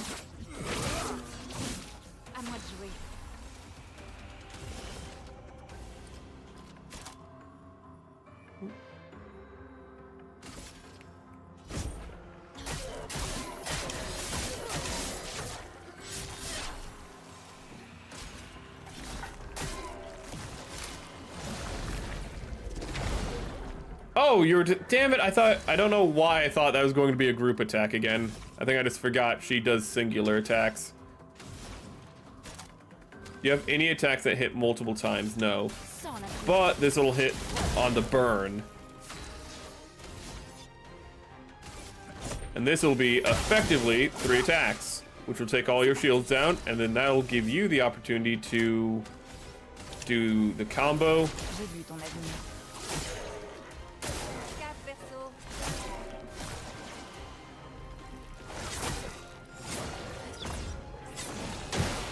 Wow, that was really forgiving because I jumped way too early for it to be that forgiving. Did I not delete the chatbot? 1 second. Okay, so I guess I guess Twitch is just like, no, you can't delete the chat bot, actually. Best viewers on whatever that is, don't click it. That's evil. Okay, thanks, Twitch. Thanks. You know, functionality, what's that? How are these, like, literally the...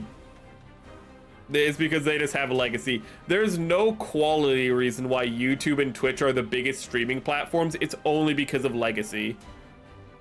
Only time we get bots on YouTube is usually the... Yeah. And those only happen in big... Yeah, those... Well, they'll just start... Those ones are funny, though, because they'll just start spamming, like... That is only, like, go here for, you know, TNA. And it's like, what the... Or at least the... Yeah, I remember seeing some, like, bot raids in the past, and those were so stupid. The jumps are super, super forgiving.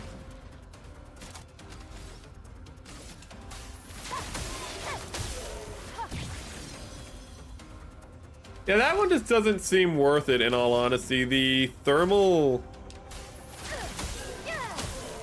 I think it feels like it just doesn't do any damage. I think I have it equipped more for stacking other abilities, but I just don't know if it's worthwhile.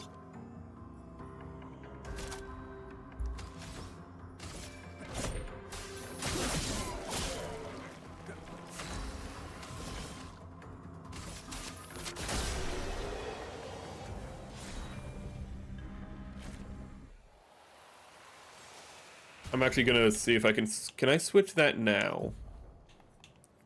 Yeah, just thermal transfer seems really worthless. Wildfire is the one I've been wanting to use because that deals damage to all enemies. So we're just gonna equip Wildfire. Ooh.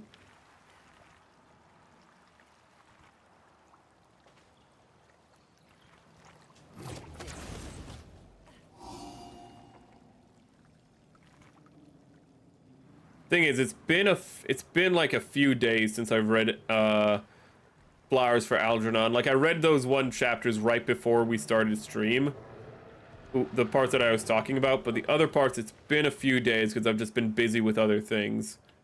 I'm just trying to think of what else happened in Flowers for Algernon before I had to stop.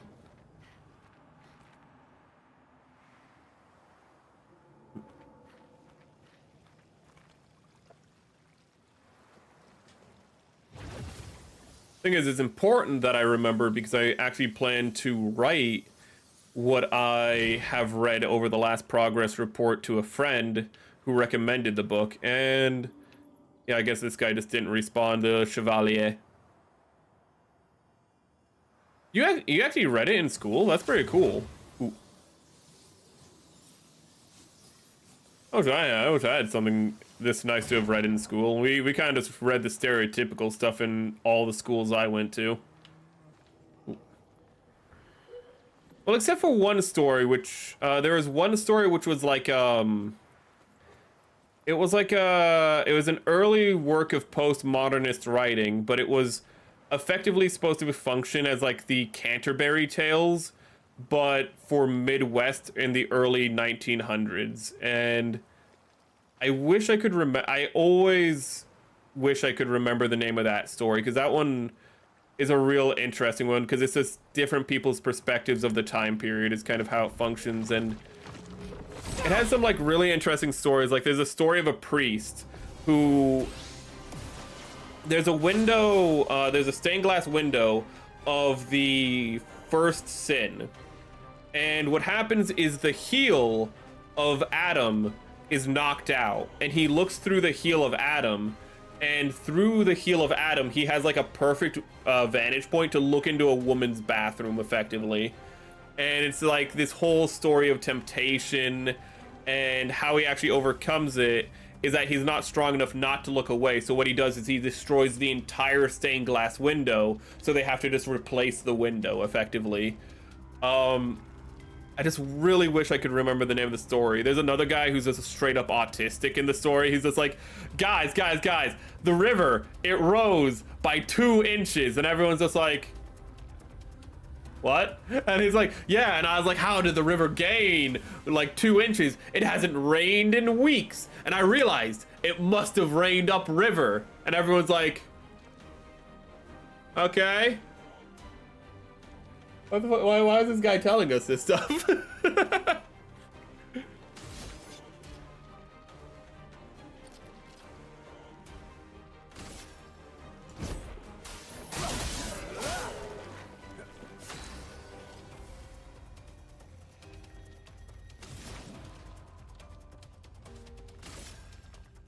Oh, there's a...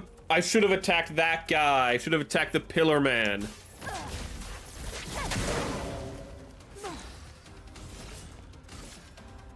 I hate how dark he is. I hate how he's just...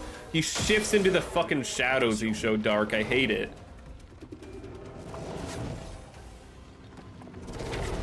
Don't do that.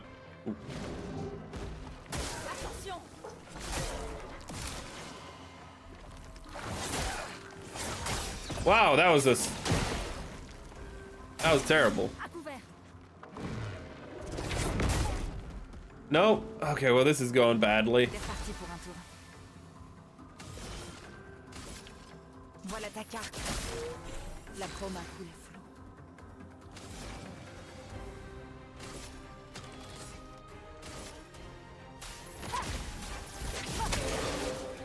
Frayons-nous un chemin.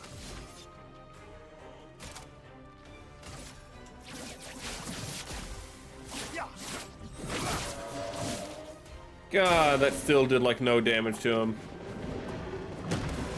Oh God, I should have finished him.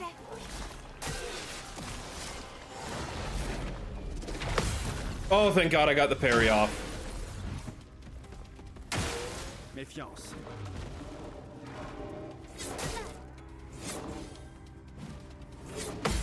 Why did I parry that? I got an AP out of it, so it's not like it's a waste.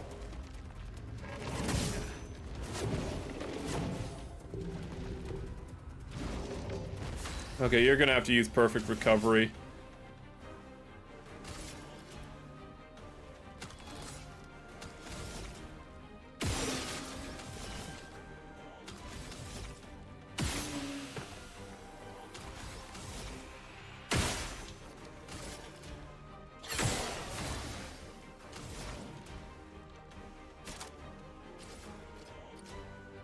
Oh, you can heal other people as well. Well,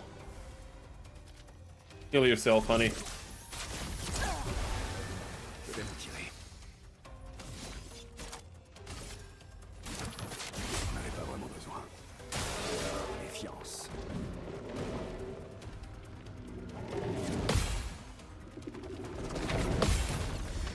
I cannot believe I got that off correctly. Attention.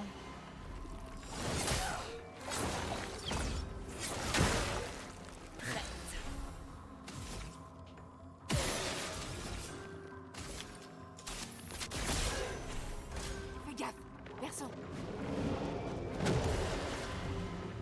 God, it's just... It is a little crazy just how much agility this guy has for a giant rock, man. I keep saying that, but it's just... He's literally, like, faster than my entire team put together, and it's just, that's what's getting to me.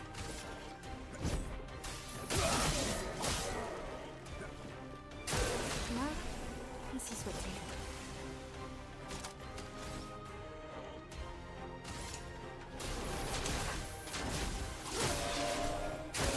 Je suis prête.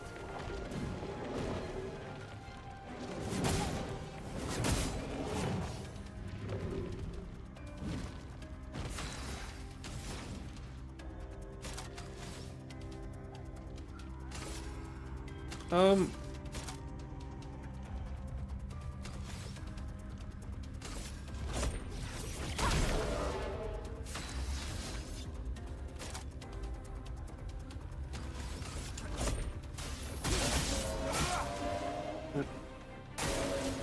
Like, for a turn-based strategy game, this game keeps you very, very invested in the combat. It's really impressive.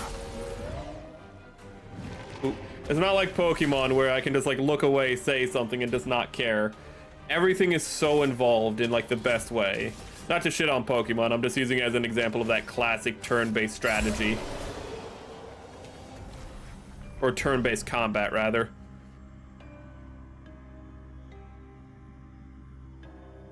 Where was the last progress report? I'm gonna have to reread through all of these notes. May. Oh, it's pretty much the whole month of May. Date.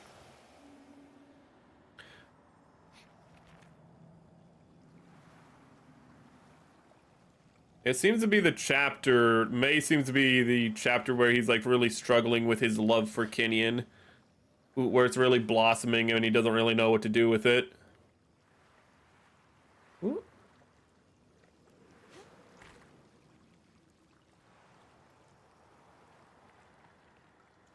Where? Oh my god! Merrick, stop getting turned around. That is the second, if not third, time you've done that. It's just really dark here, man. I can't see a thing. Okay, hopefully this takes us to somewhere else. Ooh. That's a topic for a Gunpla stream. Ooh.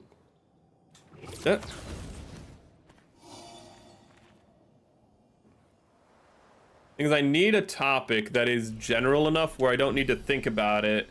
So I can't talk about like the Accountant 2, because I actually want to go into detail about like how there's some really nice elements to the Accountant 2, but maybe I should. Oh hey guy, I'm supposed to be doing a side quest for you, aren't I?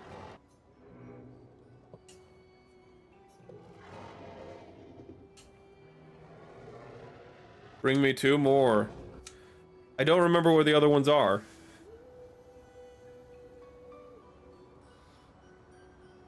It's so weird how, like, the chat... Okay, no, I did delete the chat. It's just on Twitch, it doesn't show it deleted for me for some reason.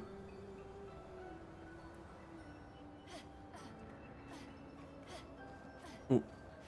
I know a topic that I don't need to think too much about. Drawn together jokes. And how drawn together's jokes are built around not really what's being said, but the fact that, like, they got it past the censors. It's just the most offensive thing ever. And the joke isn't, like... the offensive context. It's the fact that they were able to say that, or that somebody would be willing to say such a thing. Sympa.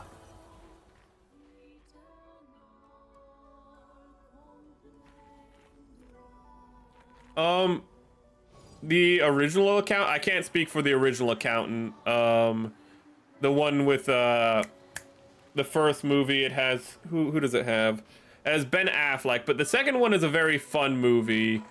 I think it's probably more a nice movie to watch with like friends or family or something. It's a nice like group movie to watch because it just has a very fun dynamic between all of the characters, particularly between Ben Affleck's character and the guy who plays his brother, because they just have this very natural brotherly dynamic. Like throughout the movie, I was just going like, they really do feel like brothers whenever they're interacting, both like when they're kind of like just will sometimes randomly like just bicker with one another, they'll randomly just tease one another, but they'll also just have like moments where they do truly care about one another, like in ways that is very organic.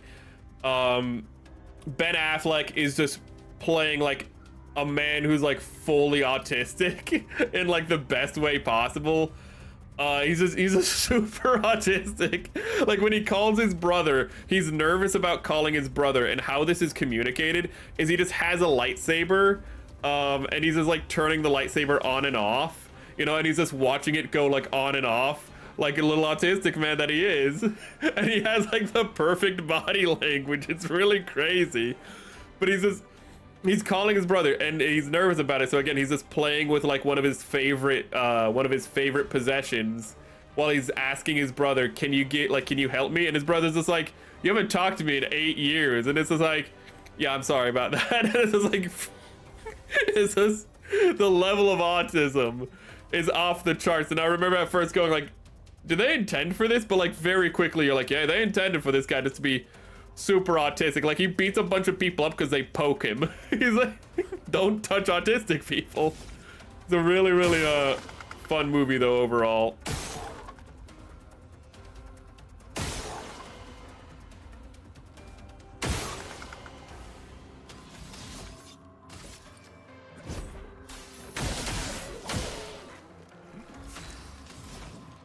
I kind of just want to see if wildfire will hit all of them. No, it's not going to hit them. Okay, that's good to know. How did you get shields? Oh wait, you still had shields. Okay, so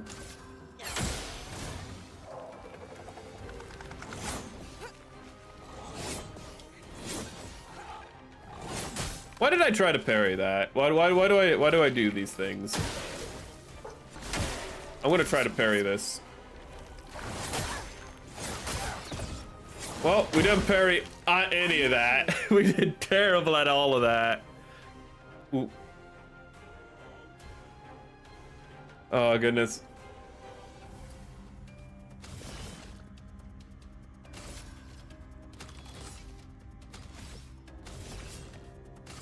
I don't know what it.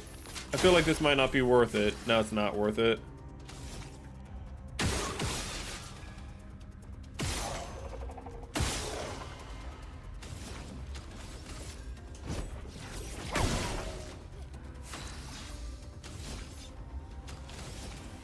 Shoot him. Shoot him again. Do it again.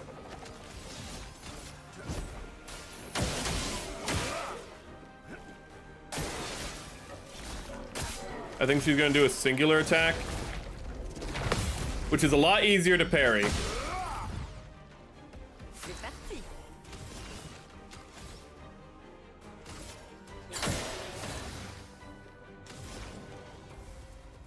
Immolation.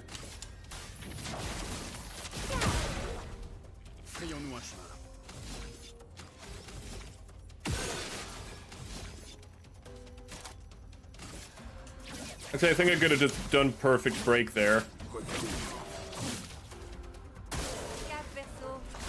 This is going to be a group attack. Is this how the camera goes? Okay.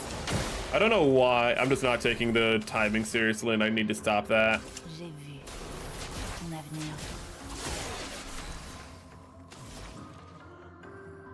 I need to make sure that they don't have shields up.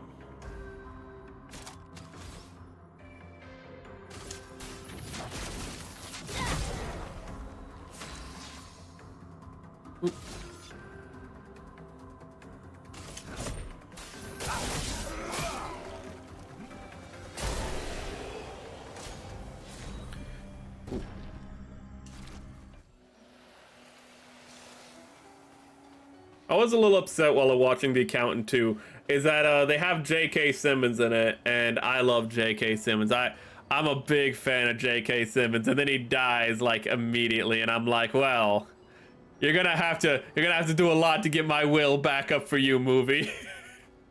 You just killed one of my favorite actors of all time. Oh my god. What?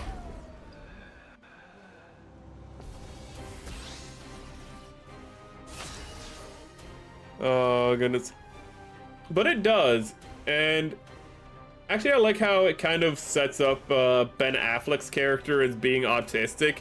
It actually starts it off a little subtly, in all honesty, with just like, you know, tics and like kind of a propensity for like OCD behavior and whatnot. Like it starts off slow, and then by the end of the movie, like he's kind of just like unbridled with it all. Ooh, and it's actually just kind of makes him more endearing. But at the start of the film, it's far more controlled. He seems more like a hyper-analytical person than the other aspects. Though they do kind of like show that he doesn't really pick up on social cues, because how he's introduced is actually in like a dating website thing where like they use an algorithm to match people. And what he did was he hijacked the algorithm so he'd get matched with as many people as possible. And so he just has like, so it's just, so... And even though he's like, you know, he's Ben Affleck in a suit, you know, looking real handsome, and the fact that he has like, you know, 30 women who are all matched with him, he ends up boring them all. Like all of them are just like, wow, this guy, I don't want anything to do with him, because he's either too blunt, because he again doesn't like pick up social cues, so he's just too blunt and will just talk about topics that you're not supposed to talk about, or like one thing that or the things he finds interesting are really mundane, because he keeps telling him like, oh hey, like you can write this off on your tax return, you know, like and that's a little trick in the business because he's an accountant. He's like, yeah, you can use that, and everyone's just like, wow, I don't give a damn. And I'm sitting there going, this guy is telling you how to do your taxes, like telling you how to save money on your taxes, and not a single one of you women are like, oh my god, I'm dripping wet right now. You are all terrible people. Okay? If I was a woman and a man was like, let me tell you how to save money, you would be like, I love this man. Okay? I remember a story my dad told me where for a bachelor party of a friend, they went to a strip club and he just did not care about the strip club at all because he's a little autistic himself. But he did not care about the strip club at all. But then he started talking with the strippers, and all the strippers like gathered around him because he was just telling them how to save money on their taxes. So it's also just not realistic. I guess Ben Affleck needs to go to a strip club if he wants to pick up women, because strippers love accounting speak. They're like, oh my god, so you're telling me I can, like, this is a deductible? And it's like, yeah, that's a deductible, but you don't want to make this a deductible because, you know, like, even though it technically is, the IRS won't look gladly upon that, and they might be more likely to audit you if you do too much in that regard. And it's just like all these like little things, and it's just strippers love accountants. Ooh.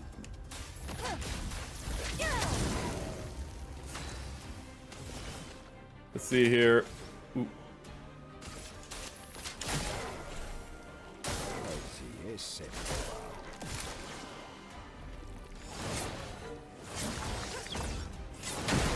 I can't believe how forgiving that jump is. It's silly how forgiving it is.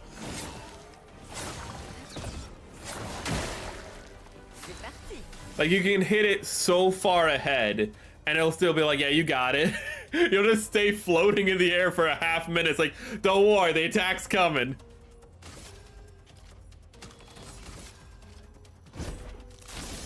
Why did I do that? That was embarrassing. I need to check if they have shields, Merrick. What are you doing? Okay, I really want to test what this one does when they have shield up. It just breaks the shield. Okay, I thought it was gonna do extra damage. Like, it breaks the shield and does extra damage. Completely wrong about that. Thunderfall. Thunder! Thunder! Thunder! Lion-O would not be impressed. Thank God your attacks are like super easy to parry. Oh, you're doing a specific attack too? They're so easy to parry that I can parry them after saying they're easy to parry. Even with hubris, I can still parry that shit. Wow, I missed that completely. Which is not what I wanted to do. I had to stack him. Oh my, why did that one feel so graphic? I love how he just strikes this pose. Ooh. Like a little goober.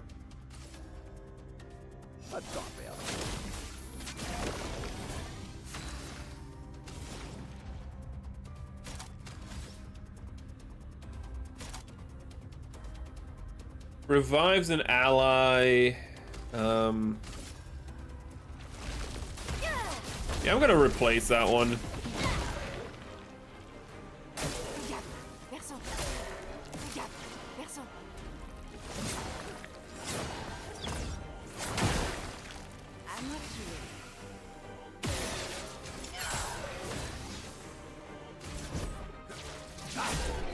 I'm gonna replace that and put April back on the team.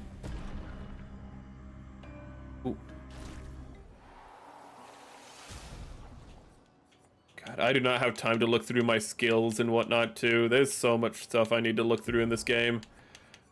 To be fair, I didn't realize really before stream that it's been a while. In my defense, I did not realize it's been like so many weeks. I thought it's been 2 weeks. It's been 3 weeks. Okay, I was unaware that I had neglected this game for so long.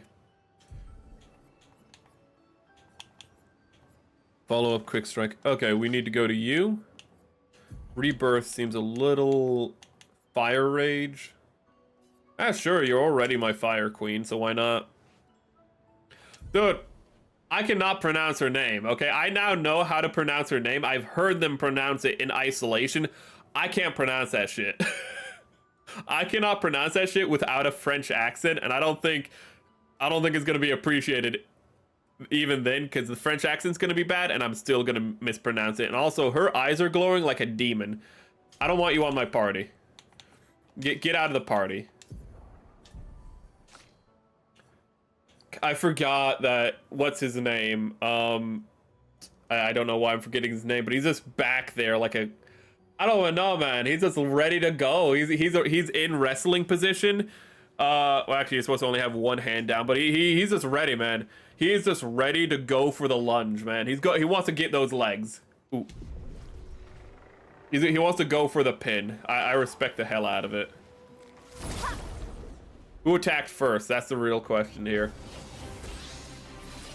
Did I get it off? Yes, I did.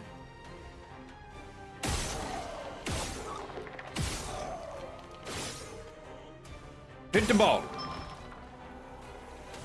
I do more damage just hitting him. I realize hitting the ball is not really worthwhile, is it? Kick him with your feet. Good work, honey. Okay.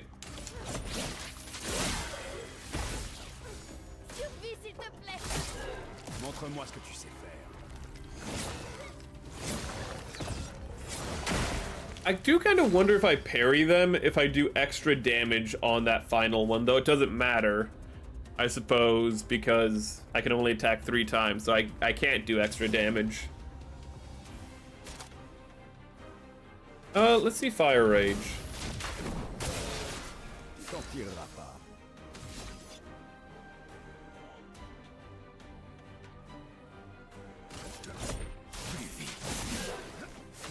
Okay, it does more damage than the Paradigm, but the Paradigm's still better because it just gives you AP. The Paradigm is insane. Anything that gives you AP is typically just an insane attack because it means you can do your heavy attacks faster. No, that's the wrong button, Merrick.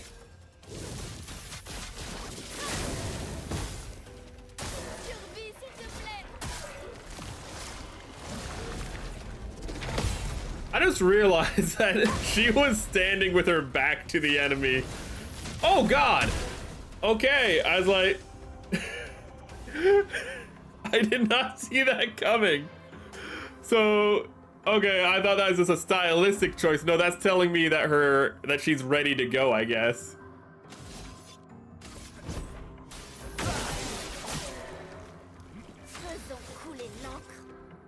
Okay, Rain of Fire, okay movie.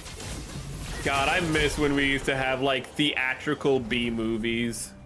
God, theatrical B movies were because I miss when we used to have theatrical B movies because sometimes those theatrical B movies could become classics, you know? Ooh. Those kind of like, you know, out of nowhere films that you're like not sure if they'll do great, but then they have an amazing, you know, release in theaters, and they kind of like become, and they meet with wild success. And now it's like they don't know what to release on streaming and what to release in theaters, and it feels like they 9 times out of 10 make the wrong choice. Like the thing that should go to theaters goes to streaming, and ooh, it is just where are we going? It goes to streaming and it explodes, and then they're like, oh well, this other thing should go to theaters. It goes to theaters and it crashes because it's like not a one-to-one translation, and it is hard to understand what will be successful. But ooh, it's such a shit show.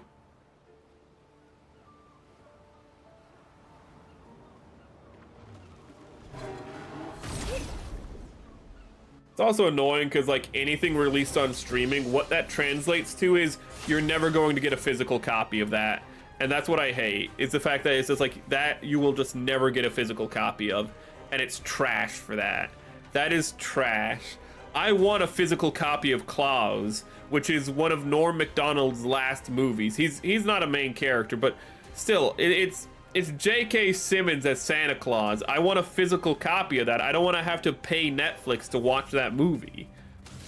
And that's what I hate about streaming, is that like once it's streaming, if it's a streaming property, you can't buy it, which is ironic because Netflix originally started off as a rental, like as a shipping rental service. Originally, they would like ship you the DVDs that you want. I remember the ads for Netflix, showing my age. A lot of people forget that Netflix was originally like did that they weren't originally a streaming service, but they were a delivery rental service. Lame. Entourez ma lame. Attention, Verso.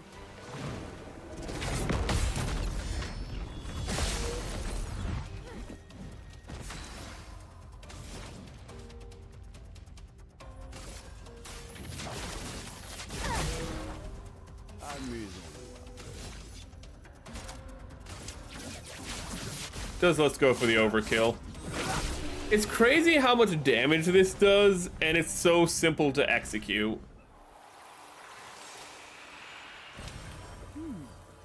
Healing tint. I do remember we kind of just ran through this.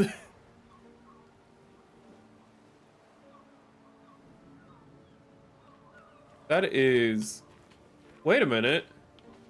Wait, that's the paintress. Why is there a relief of the paintress or statue of the paintress here? Huh. Okay, I did not mean to do... Oh! You will see horrors beyond sight, chat. Only on my streams. Oh my god, it just went away. Oh god, she's back! Oh god. It got rid of all of her textures, but all of the grime, all of the dirt, all of the blood is still there. That is such a weird glitch. And she has like half of one of, she has like an eighth of an eye. You can see there's like dirt on one of her eyes. I turned her into a Jackson Pollock. Voila! I call this piece Loon in the evening. Okay.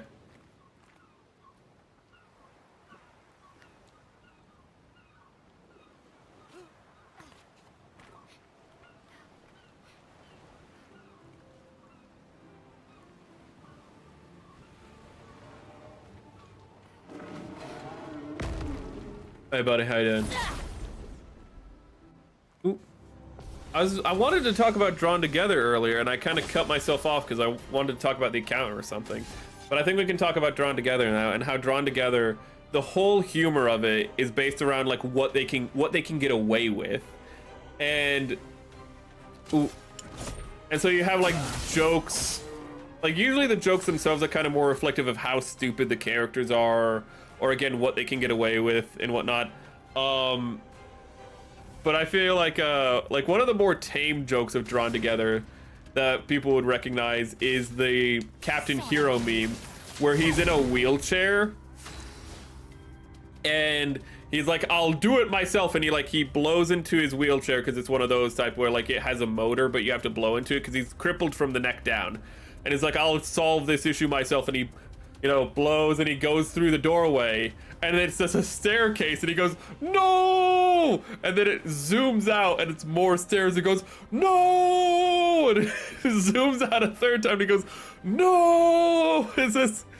But what I love about that joke is that the joke you think is, oh hey, crippled man can't climb stairs, but then it cuts and he's actually at the top of the stairs blowing, and he gets to the top in one breath. And then immediately at the top of the stairs is an elevator.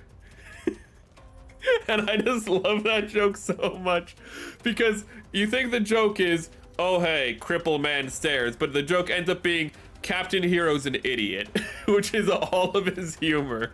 Captain Hero is one of the dumbest characters in fiction and one of the funnest just to watch be a moron.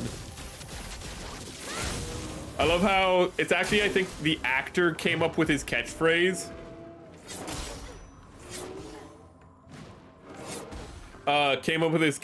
Which is whenever something bad happens, Captain Hero shouts, "Save yourself!" and then he flies away. Ooh.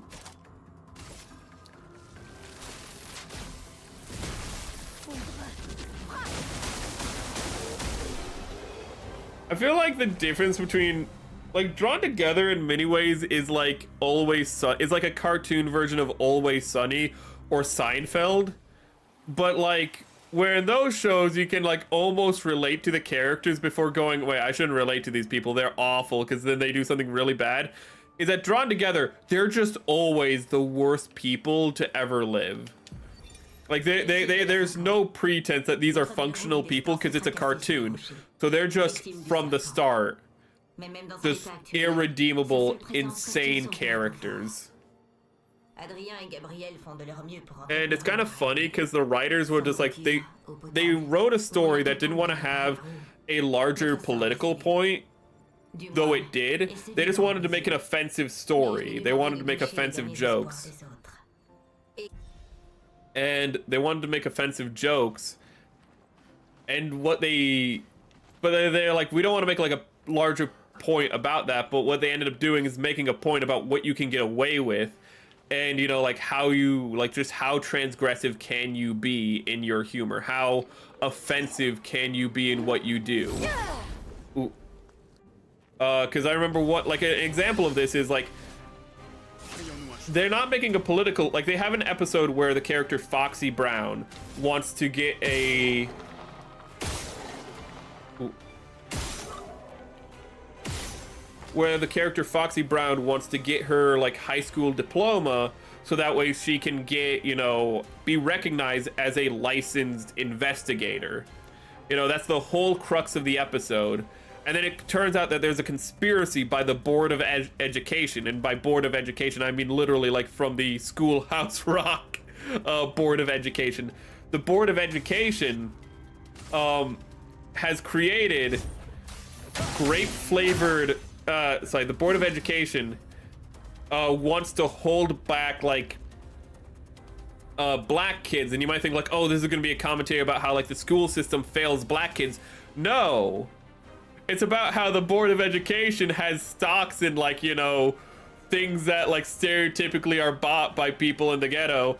And so what they do is they make pencils that are grape flavored so that black people eat their pencils during the test and they can't complete them. And you're like, holy shit, what the fuck did I just hear? Like you think that's gonna make a point, and then the point is no, we want to be offensive. That's our point. Like what is this like larger like what is this larger like conversation thing you're talking about? No, you don't understand at all what we're going for. Oh, I hit the wrong one. Oh, it attacks both of them. I never realized that. I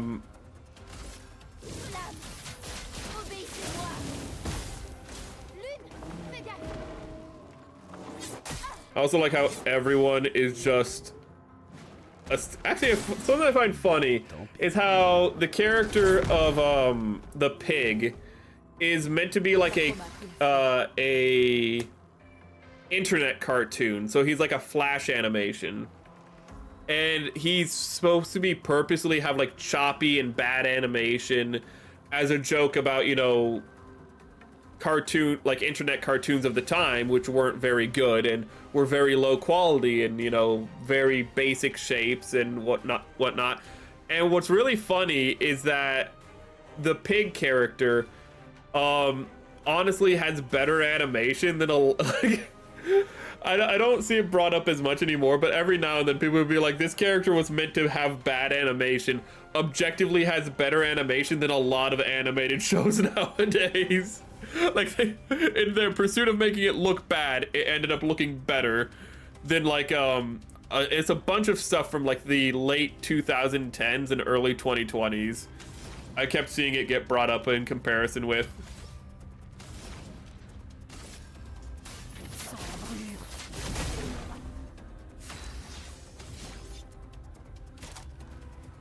Really? Perfect Break is unlocked?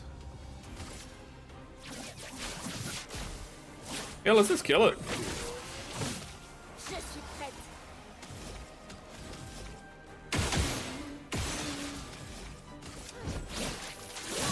À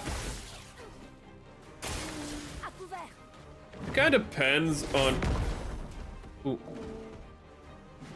De l'encre coule. Actually, one thing I find really impressive in animation styles is, I want to rewatch it, but I remember watching Justice League Unlimited like a few years ago, and there is integration with CGI elements. What they did is they made CGI assets, but then they rotoscoped the CGI into the scene.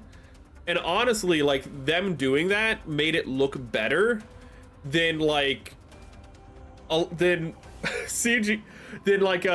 attempts to do that for like the next 20 years. It's insane. There's animes that come out today that have worse integration of CGI than like a show that ended in 2006. Did I watch Primal? Yes. The Tarkovsky Primal was amazing, of how it carried itself with the actions of its characters. And it had no English dialogue outside of like one episode. It was a truly impressive work by Gendy. Ooh. Gendy's a legend. Gendy worked on, he didn't make it, but he worked on Dexter's Laboratory. He has, of course, made Samurai Jack. He's famous for Primal as well. Makes the Hotel Transylvania movies, which are like kind of cash grabs now, but the first one was like a really solid movie. Listen, it's like we talked about Ben Stiller last stream. It's like Ben Stiller, you know, like he wait, no, is Ben Stiller when Atya was on. That was way longer ago, but it's like Ben Stiller, not Ben Stiller, sorry. It's like the guy who does Happy Gilmore. It's not Ben Stiller, it's Adam Sandler. He makes really cash grabby, shitty comedies, but then he'll just make like uncut gems, which is just like, he's just slamming it out of the park in his acting. Or Hotel Transylvania 1, to like tie it back into Tarkovsky, where you're like, okay, this is just like a good performance. Like, he's actually like giving emotion and like pathos and all that.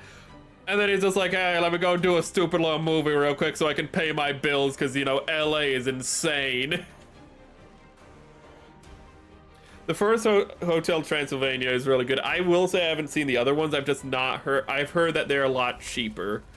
Ooh. Though, it could also be a situation like Jurassic Park, where the first one is so good that the ones that come after, it's like they're not terrible, but they're like 5 or a 4 out of 10 film-wise. But the first thing was like a 9 or an 8 out of 10, you know? So like, the qualitative drop is so great that like people treat it like it's like a 3 or a 2 out of 10. So the other Hotel Transylvanias could be perfectly serviceable films. I haven't seen them. You know, it could be like, again, like Lost World, which is like a 5 out of 10 movie from my memory. But people treat it like it's, you know, a 2 out of 10. Okay, first one is the only one worthwhile. Okay. Ooh. I wasn't really planning on watching the other ones anyway. One actually thing I like in Primal a lot is how the narrative escalates. How Tarkovsky, as he figures out how to do the story more and more, like how he gets more and more used to the story, he figures out ways to tell it. Like he gets better at it as it goes along effectively. Like the narratives get more complex, because originally like the narratives have to be pretty simple, because it's like caveman with dinosaur, and it's like, well, neither of them can talk to each other, and like you can't have dialogue, so it has to be very action focused. And when I say action focused, I don't only mean, you know, like, you know, punchy, I mean characters doing things. You know, it has to be carried on the characters' actions. But as he goes on, that becomes more, like, he gets better and better at it and becomes more economical with it, so that he can actually tell narratives that you can understand fairly well that are more complex than just, they are surviving, they need to fight this thing, they need to survive this thing, you know? You're like, oh, he needs to, like, save these slaves and all this. Like, it gets really impressive how, like, they figure out how to tell a deeper story over time. So, like, as a holistically, that's probably, like, one of the best things to watch Primal for.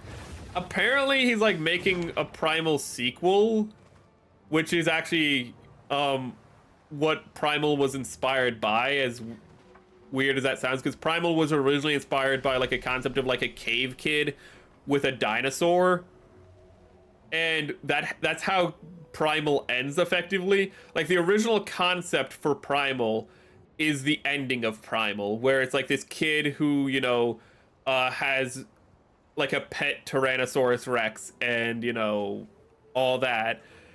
That was the original idea for Primal, and Tarkovsky just made Primal instead, because he just, like, got more and more into this concept, and it got more and more darker and mature as time went on, and he's like, well, just, like, make it like a Neanderthal, make it just like this real hard caveman. Just make it just, like, real actiony and just real, just satisfying, you know, animation that, like, carries the entire thing. Like, the animation carries the story because that's all you have to go on. We have to see how the characters are reacting and thinking to things. It's really, really clean. But then how Primal ends, and not to spoil any like major story elements, but it ends with the son of Spear, which is the main character, you know, riding on the back of the child of Fang, and Fang is the Tyrannosaurus. Like, that's how it ends. And that ending is just, it just all came full circle. It just all turned out to be, it turns out Primal was just all a prequel to his original concept. Okay, let's see here.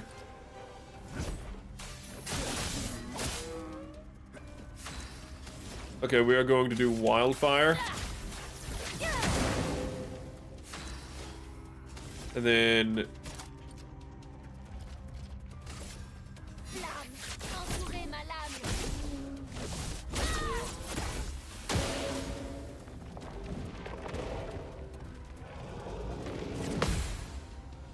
Can I do it again? I can! Kick him in the nuts! Kick him into the rocks!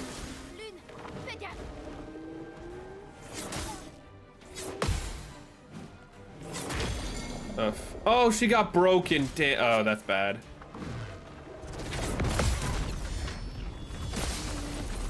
I don't really think about it, but it's very good that I parried there because she couldn't dodge. I think she still got hit anyways. Son of a... She can heal herself. It's fine. Perfect break. I'm gonna perfect break you simply because I can't have Loon attack this phase, and I want to get you out of here as quickly as I can. Oh, please tell me it's not skipping Loon. I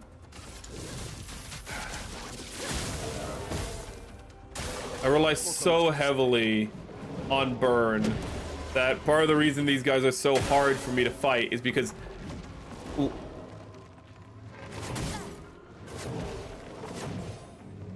they're so hard for me to fight is because they're just resistant to my strategy, and nothing else is really resistant to my strategy of just do burn and walk away. So I just have no reason not to stick to this strategy because of one enemy. It just makes this one enemy a little frustrating.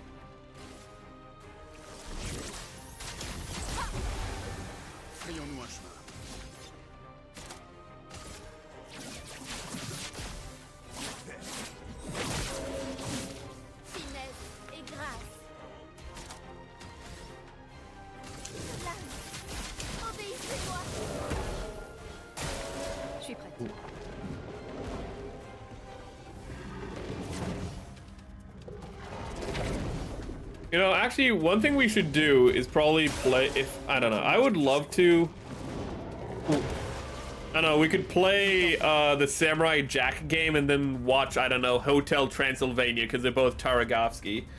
I am surprised I have not hit my elbow on the arm for the light yet. I just realized that. That's up right now, and I have not hit my arm on it once, which is impressive. I don't remember what last is the gaming stream we did, but last gaming stream I hit my funny bone like 3 or 4 times on this, on the desk light, because it is just right where my elbow is. But I was just thinking about the fact of how they actually retconned the ending of Samurai Jack in the game. Let's see here. Why did I do that? I did not notice that he still had the shield on because I was talking about Samurai Jack. But in the Samurai Jack video game, they retconned the ending because nobody liked how it ended. Everyone was so upset with how it ended. And they're just like, yeah, no, that was a bad ending. And they're like, okay, here's a different ending. And I want to see what that ending is because I think people like it more. I could be wrong on that.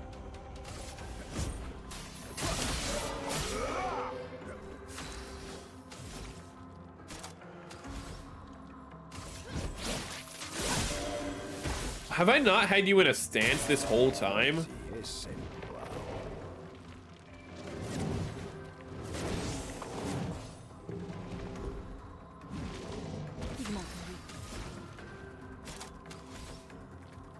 Okay, now I want to see how much Earth does. Does better. It's just that this guy's such a beast that it still doesn't feel like it does all that much. Can I just enchant myself, actually?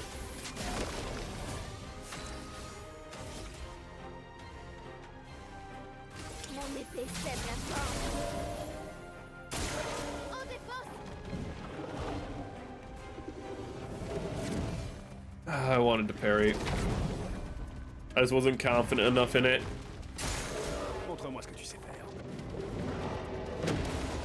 I know Kenny Tarkovsky is making like an adult animation right now. Ooh. He's making like a, apparently like, it looks like something like inspired by like Ren and Stimpy, like those kind of 90s cartoons. But it's a dog that's gonna get fixed, and it's like kind of like it's his last night out on the town. Effectively, is like the plot. It's like he has one night to enjoy his balls before they're gone forever. Ooh. And it's very much like a classic, you know, adult animation where it's just like, it's just gonna be crude, rude, and you know, it looks like it's more just a thing for like Tarkovsky to vent, effectively, to be like, here are a bunch of things that I can't draw because, you know, I have to like have certain limits on what I can draw. But you know what, this movie is just gonna be me just making things for myself. Is it going to be good? Probably not. But you know, like it's one of those kind of animations, which in the long term, oh god, that's actually one thing that annoys me about animation is the fact of how like it's not taken seriously. Not to say Tarkovsky's not taking it seriously, but because like every now and then animators will make that one movie that's like over the top for like, you know, just as a way to vent, because there's so many restrictions in animation. Ooh. Because it's not like, you know, when you're doing a movie where like, it's not like when you're doing live action where it's just like, okay, you're not supposed to do these things. Because like you're not allowed to do these things, and then like they'll have somebody on set to make sure you don't do these things, but they'll read through the script and be like, okay, the script's fine, just, you know, go shoot the movie. I'm not really interested in the new Tarkovsky movie either. But in animation, because animation takes so long, and because animation is such an involved process, like producers and what have you can just be breathing down the neck of animators and like storyboarders and the people making the movie, making the movie or TV show all the time. And they'll just be like, you can't do that. And it's just like, why can I not do, you know, like we have William Shakespeare. This is actually a literal example from Gravity Falls, but they couldn't have, like, there was a man from Timbuktu. You know, they couldn't have like William Shakespeare say that, so they had to do a different rhyme. And Disney was like, no, you can't do that. Like, yeah, like you can't do the Timbuktu rhyme. And it's like, okay, well, how about this rhyme? And it's like, you can't do that rhyme either. Like that rhyme sounds too much like this. And it's like, they kept reaching, like they just kept making up reasons why like they couldn't do the rhyme. And then, like the writer for Gravity Falls was just like, listen, like I have given you half a dozen like replacements. This is what it's going to be, because like there's nothing else like I can give you at this point. And they're like, well, fine. Ooh. Is that just... Ooh. Like the studio is just breathing down your neck all the time when you're making animation, it seems. Well, not all the time, but like in animation you have that oversight that can be far more direct and far more annoying. And it seems like it gets to a lot of people over time. That's also why you have The Adventures of Peepadoo. The Adventures of Peepadoo is an adult animation where it's just by this French artist who's like a really good animator, but he's like, you know what? I'm really annoyed by like the fact that when I'm working on all these cartoons, I just am not allowed to do anything. So he just made this incredibly raunchy and kind of pretty gross cartoon that's just like all the things he's not allowed to do in animation. Ooh. It's actually not too uncommon for animators just to get fed up with the whole process because of that. And I think it's better off when it's something like The Adventures of Peepadoo, because The Adventures of Peepadoo is a web animation that you have to go out of your way to find. Ooh. And I don't think it's like really necessary to like make a full feature film or anything like that to get this off your chest and whatnot, because you're still going to have like producers looking over your shoulder and whatnot. I feel like it's better if you want to like express yourself in that way. Just get your other animator friends together and just make an animation off to the side, like on the internet, you know? Ooh. Just do what Turbo Balak does, the guy who made Peepadoo. Make Peepadoo and then make a lot of, you know, a lot of corn animations. You know, whenever you're not actively working on a season in animation, just make a giant-breasted woman getting railed for some reason. Just, okay. It's out of your system, good for you, buddy. Immolation.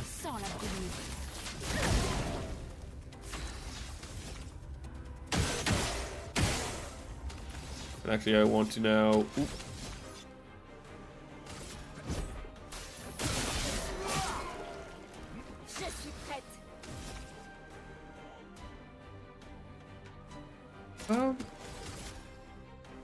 I don't know what I'm attacking with.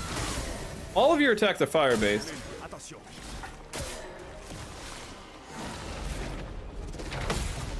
Ren and Stimpy is the only show that is, Ren and Stimpy, the joke was how they worked around the censors. It's kind of like going back to Drawn Together, where Drawn Together was just like, what can we do that just won't get censored? Ren and Stimpy was just like, what can we do that the censors will just be like, sure, you can do that. And it's like, really? Really? Like, it was like a game. It was just like, oh, hey, let's have like a character have a log on his butt and then another character have a saw strapped to his groin and then just start thrusting back and forth, cutting the log that's on the other guy's butt. And it's like, like you were allowed to do that? Like you're allowed to just get that onto TV? It's like, yeah. It's like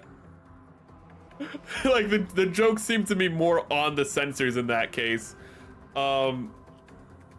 It is very nice. I love the Happy Happy Joy Joy song, because that song just gets demented as it goes on. Oh, this is a song where it's just like happy happy joy joy, happy happy joy, but then when you listen to the lyrics, it's like, I told him not to do it. Like, I forget the lyrics, but like it just becomes like a narrative of like how he killed a guy or something. It's like, I told him not to do it, but he did it. I couldn't help it, you know, like he did it, he brought it on himself, you know. So it's like, what are these lyrics? Oh god, the logs, yeah, but like yeah, the log sketch is just so good.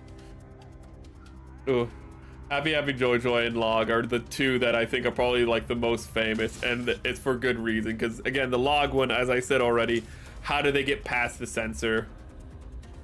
And actually, let's enchant you. The Happy Happy Joy Joy one is just so demented. You also have so many. I love when people rediscover things through memes, because Ren and Stimpy has that, like, has so many memes, and people probably don't even know. Like, if you said Ren and Stimpy, they'd probably not even know what that is, and they'd be like, it's where like all of your favorite memes come from, and they're like, oh, should I check it out? And for once, you can actually go like, yeah, you should check it out. It's one of those rare things where like it not only makes funny memes, but it itself is also funny. Like, the memes aren't funny because it's ironic. The memes are funny because the source material is funny.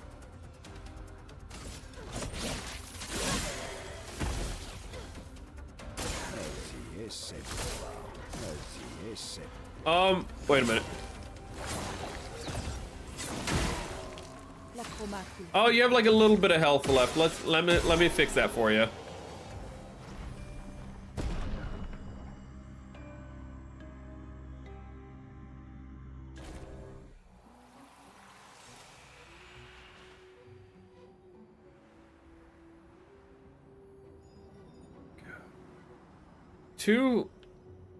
Just going back to Drawn Together, there's two jokes that always come to mind with it. And it's just two jokes that are just like super offensive but out of pocket. It's one where they eat Ling Ling, which is like a Japanese mascot character. It's supposed to be like a parody of like Pokemon. And like they're all locked into a van, and you might be like, wait, what? It's like, yeah, they locked themselves in their van in a parking lot, and they're just like starving to death because they're all locked in the van because they're all idiots. But like, then it's like, we're starving to death, like we're gonna have to eat one of us, and then, so they just eat Ling Ling, and they're all like, oh, that was amazing, like I'm so full, and then it's just half an hour later, it's like, we're hungry again, and I'm just like, god damn it. That joke, I always just go like, oh god, I can't help but laugh at that one. Ooh.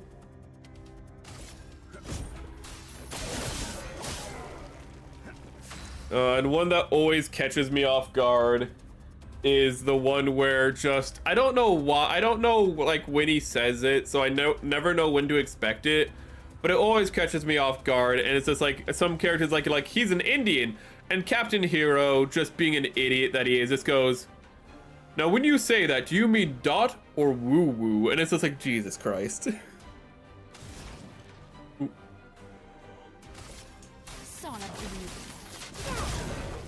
It's also, they also have an episode that's supposed to be like criticizing guns or whatever. But like, again, they're doing it and they're like so over the top that they're not really making a point. But it actually just becomes like, you know what? I would want that. Like, I would want a vending machine that just gives you guns. That would be pretty cool. What's that? It also has needlers from Halo in it. I don't know how you got that into Drawn Together, but that's pretty cool.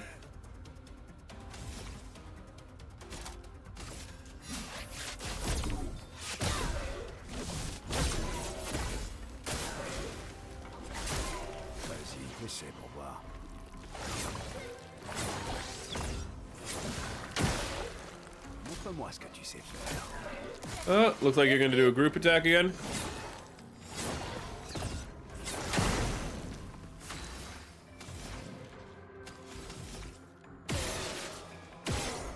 Okay, let's see here. Thunder! Nice. Okay. Perfect break.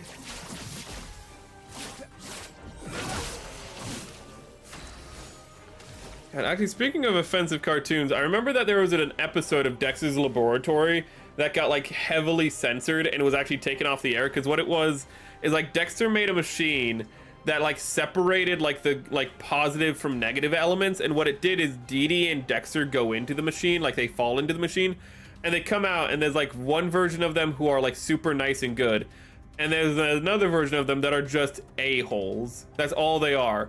Like, they're not evil, they're just jerks, and they just curse the entire episode.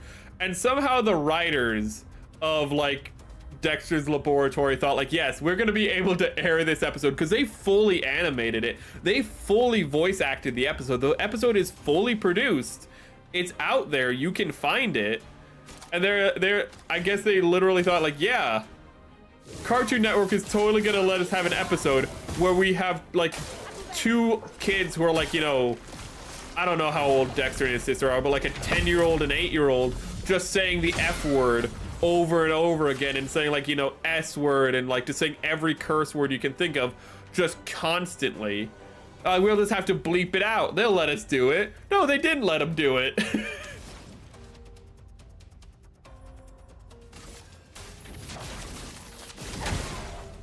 I kind of want to know how they got that far into production, though. Like, how do they fully produce an episode which never could have been on air, which never could have been on a channel meant for like 7-year-olds and whatnot? Because I know how the animators did it. The animators were just being like, how much can we get away with? Okay, that's what they were doing, as we established already. Animators and writers just love to like see what they can get away with, be like little snide little pieces of shit, and be like, ooh, can I do this? And it's like, you obviously can't do this. But somehow, for the Dexter's Laboratory episode, they almost got away with it. They got away with it way more than they ever had any, than they ever should have. And it's kind of crazy to think about. Again, we go back to Disney with Gravity Falls, which I know is different from Cartoon Network, but we got Disney with Gravity Falls, and they're like, no, you can't have 10 Buck 2, you know, that sounds too dirty. I was like, what are you talking about? But then you just go over to, you know, Cartoon Network, and they're like, oh, wait a minute. They're cursing. And it's like, yes. Yes. Oh, maybe we shouldn't have, like, children saying the F word over and over again in our children's cartoon. Yes, maybe you shouldn't have that. Oh God. So like, we got that early, right? No, it's about to go on air. What? A lot of 90s animation was all about that, pushing the envelope and seeing it. Yeah. Ooh. 90s animation also like to be really cheeky. A cartoon I remember that got away with a lot, that was also super cheeky, was The Grim Adventures of Billy and Mandy. That show was very cheeky. Ooh. God, there's I can't remember all the jokes, but there's just so many things going on in Grim Adventures of Billy and Mandy, but there's a lot of adult jokes in that show. Early SpongeBob also had a lot of jokes that like were meant for the parents in the audience, that were just like, hey, see what we did there? Ooh. Early 2000s, late 90s, they were really like writing for the adults. They were like, we know you're gonna be sitting down watching these cartoons with your kids, because we sit down and watch the cartoons with our kids. So a lot of the humor is meant to be kind of like all ages in that era. Ooh. And part of that is thanks to The Simpsons, you know, because The Simpsons made it like more acceptable to watch cartoons as an adult. So, you know, like the fact that even though it was parents, you know, watching cartoons with their kids, it was, you know, thanks to The Simpsons in part to make that a little bit more, you know, not something to be looked down on, you know.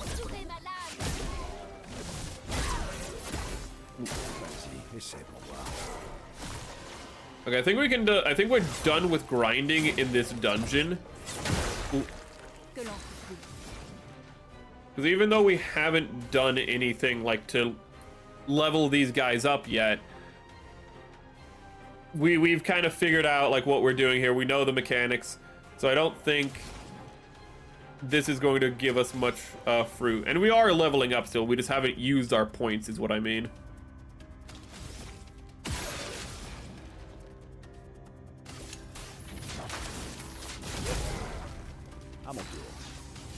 I'm a tour.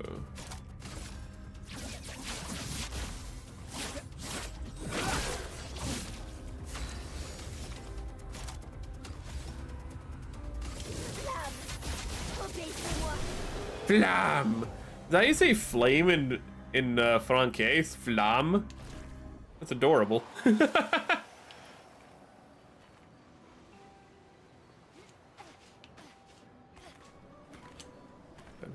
Actually, something else early 2000s, early to mid 2000s comedic cartoons loved fourth wall breaks and were pretty good at it.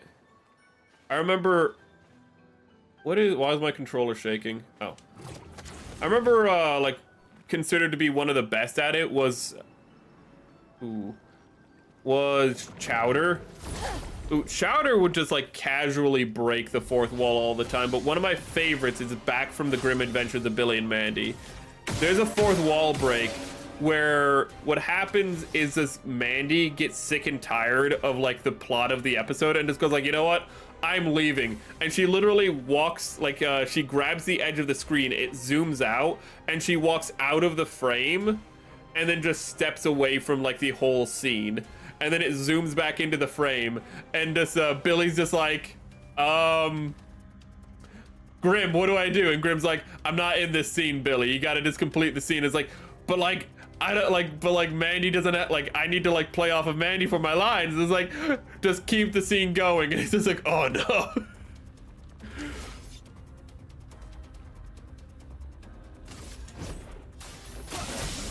But Chowder had a lot of good ones, but the one I remember the most is the one where like they get some, like they dirty the screen and they actually just like clean off the screen. No.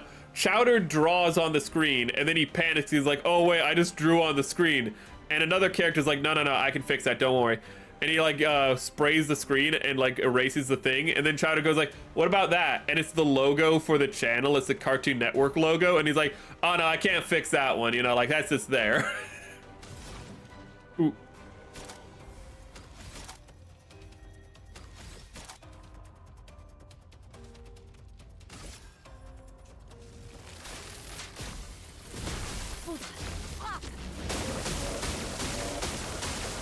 Je suis prête.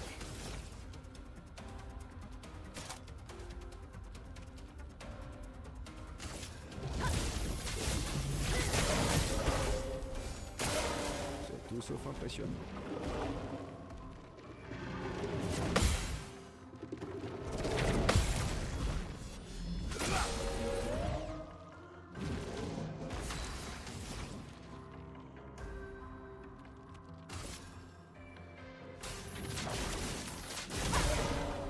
Oh god, I just remembered an adult joke that was really messed up from Billy and Mandy. There's like a cult of a bunch of like nerd characters, and they're all like these guys, you know, who are doing make-believe that, you know, they're doing black magic, and then it's just revealed, yeah, we know the Grim Reaper, and they're like, oh, can they help us like summon our ancient deity god? And it's like, yeah, he can probably help us summon the ancient deity god. And like Grim has to like go online to like research something, and he clicks on a pop-up, and we don't see what the pop-up is, but we just hear like animal noises, and he's just like, look away kids, look away, you're not meant to see this. It's just like, wow. That is one hell of a joke. Ooh. Ooh.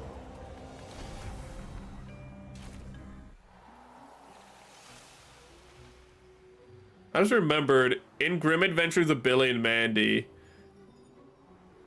Santa Claus is played by Gilbert Godfrey. Oh my god. I don't remember much of the Christmas special, but I remember what it is like Santa Claus can't do Christmas because he's been turned into a vampire. Oh, that also has another adult joke in it. What happens is like they go down to the cellar where they're keeping Santa Claus as a vampire, and he like jumps out of his coffin at them, and like he's like and it's just like but then like after a minute of just going at them, he just gets tired and goes with you and just walks back to his coffin. He's on a chain is why he can't get to them.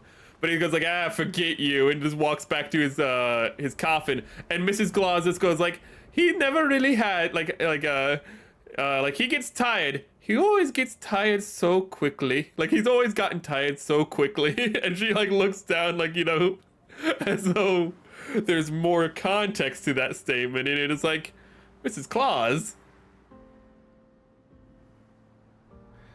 Ooh.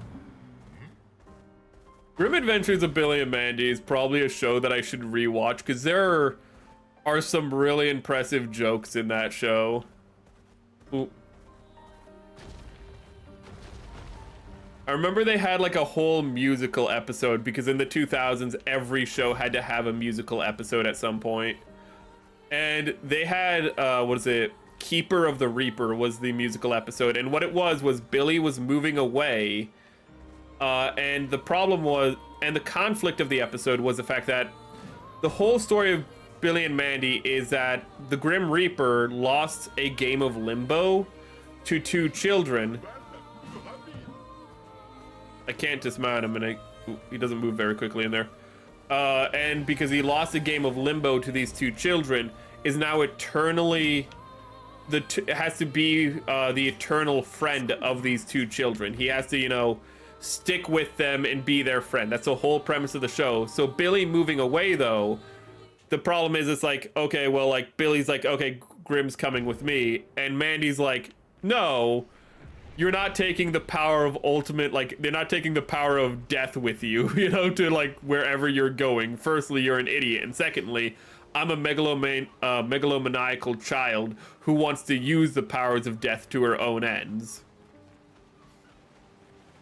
It was before Glee. I'm talking about way, like, this is before Glee. I remember, like, I'm thinking of, like, Scrubs having a musical episode, which was, I think, actually after Glee. But, like, Buffy, Keeper of the Reaper, you know, like, the what I'm thinking about is, like, before Glee. I think, actually, this is what caused Glee to a certain extent. But for Keeper of the Reaper, the whole plot is, you know, who gets to keep the Reaper? And so they go to the underworld to have, like, a court trial to see who has custody of Grim. And it's actually, like, a really nice episode, but there's, like, a lot of just funny jokes about how does Billy's like, the whole premise is just like, who should have the Grim Reaper? Should it be a kid who's too stupid to be trusted with the Grim Reaper, or a kid who's too evil to be trusted with the Grim Reaper?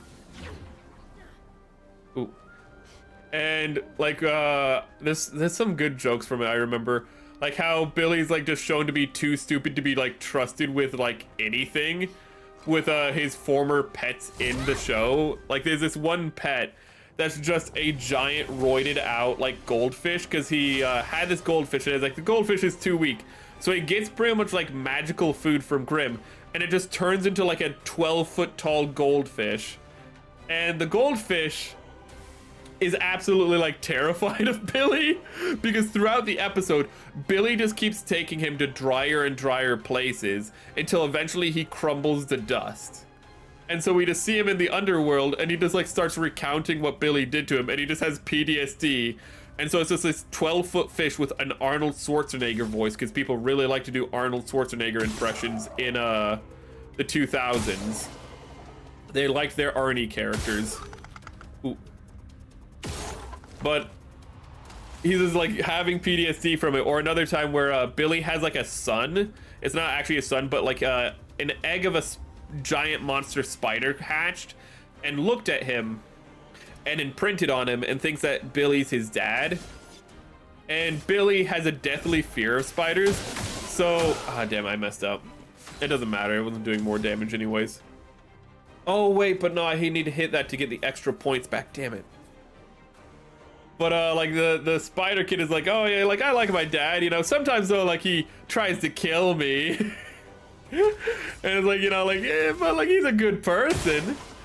And then Billy, like, while he's in the middle of, like, while his son is in the middle of defending him, Billy just, like, starts poking him with a really big stick and just goes, like, you die now. And it's just like, why won't you love me, Dad? And it's like, why won't you love me, Dad? I'll do anything you want. I want you to die. Ooh.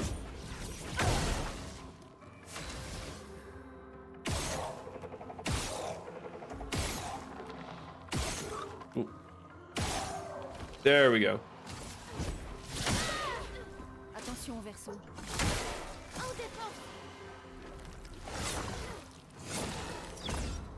Oh god, wait. La chroma coule à flot. I think everyone's favorite secondary character in Billy and Mandy, it's not Jeff the Spider. It might, okay, wait, no. There's two characters people love. Hostelgado, which is a parody of Snake Plissken from Escape from New York and Escape from LA. You have Hostelgado. Nobody's born cool except for... And I think the meme is he pulls the, you know, his visor down and it's like just some random guy, and it's like whoever you want to be is born cool. But I think in the original it's like supposed to be like the actor who played, what is his name, Van Helsing. Ooh, I think it's supposed to be that. I can't quite remember. But Hostelgado is pretty fun of a character because he's just a monster fighter in a cartoon about monsters, and he's just as over the top as you'd think he would be.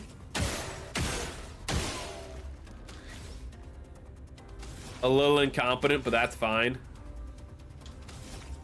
Well, we're gonna be using it anyway, so let's use immolation to get the burn off.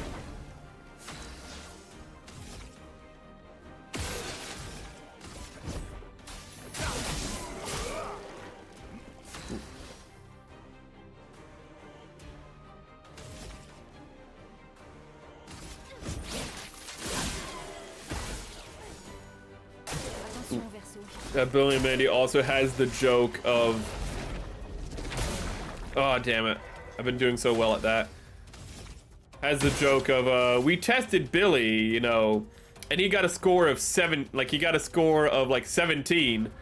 And, well, we also tested a candy bracelet and a shovel, and they got a score of 31.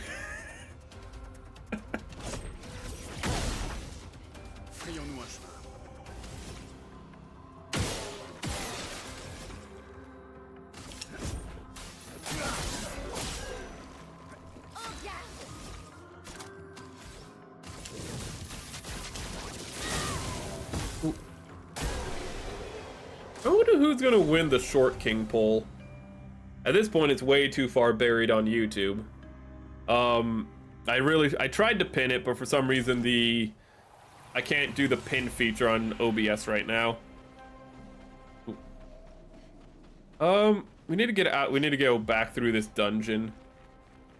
Please tell me I didn't turn around. Please tell me I didn't turn around. Please tell me I didn't turn around. Oh, I turned around, didn't I? We've just been grinding and yapping.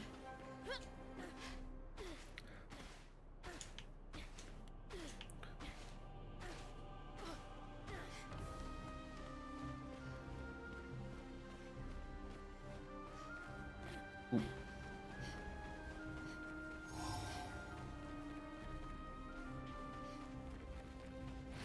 I was thinking earlier this week. Where are we going? Where are we going? This is supposed to be not really a yapping stream, but because of all the grinding, it's become one. But I was thinking earlier this week how one of my favorite depictions of an emotionally suppressed race, but not an emotionally repressed race, is actually how Vulcans are depicted in Deep Space Nine. Because one thing I always disliked was like how J.J. Abrams like depicted like Spock, because Spock he depicted as like this guy who's emotionally repressed, that he is, you know, like this traumatized little dude who's, you know, just he's just one, like at any moment his emotions are just gonna boil over, and it's like that's not what Spock is, that's not what Vulcans are. I know Spock is a half Vulcan, but like that's not what they are. What they are a race that are highly emotional. They are super emotional. They're not like the way they are because of like their genetics. They're like that way because of how they train themselves to suppress their emotions. They're not repressed, they're suppressed. And I mean, there's a lot of things J.J. Abrams didn't understand, but you know, that's a very big one he did not understand. But I really like how Deep Space Nine depicts the emotional suppression of the Vulcans in an episode where we're introduced to like a rival of Cisco who's a Vulcan.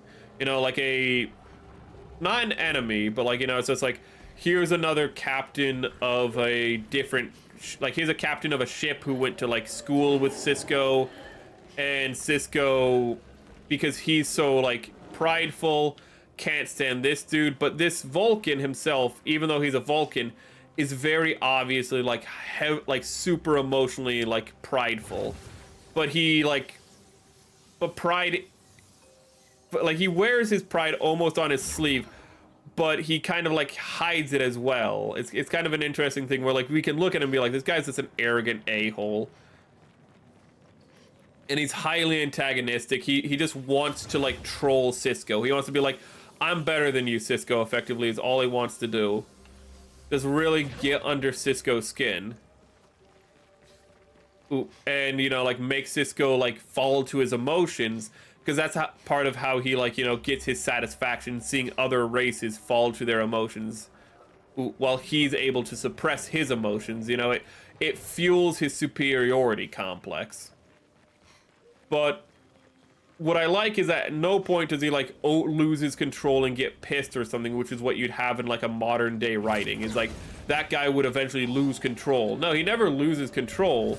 What happens though is that he doesn't like, he views things as like he doesn't like view things in like matters of relationships or the value of knowing other people. He's just like, my crew is the best because it's the most efficient crew, not because it can, you know, come together in a stressful situation and be the best. No, it's just like, my crew's just really efficient. And so he plays and to get to Cisco, he's like, oh yeah, like I've been teaching my guys how to play this old Earth game, you know, it's pretty outdated, you know, kind of lame, but you know, I've enjoyed teaching my men how to play it. We're really good at it. It's called baseball. And Cisco's a super big fan of baseball. Like this guy, he's literally like, baseball hasn't existed for like 200 to 300 years in Star Trek, and Cisco like has holo suite programs. He has like he pretty much takes everyone on the crew. He has taken to a baseball game to watch. He's taken all of them to watch baseball games that are like have been recorded throughout history. Like he's just like, he's that boss. He's that boss where he's like, hey, you want to go to the baseball game? And you're like, no, but at the same time, I can't say no because you're my boss. But I mean, that's a little hyperbolic, but everyone knows baseball, and Cisco is a big fan of baseball. So he's like, I bet my crew could beat your crew. None of his crew has ever played baseball. Cisco's the only person on his crew who's played baseball. They've watched baseball. They've watched multiple games with him. Nobody has actually played it though. But he's like, you guys have watched it so many times, you know how it works. So, you know, like he makes this bet that, you know, with the Vulcan, that his crew can beat the Vulcan, that Deep Space Nine can beat the Vulcans. And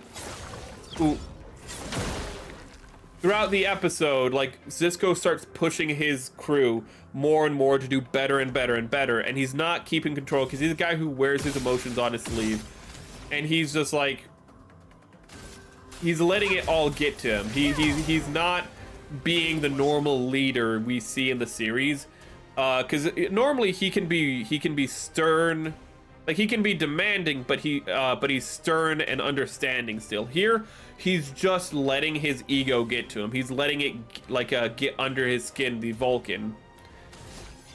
And how it actually ends up culminating is with Cisco getting thrown out of the game when the game starts.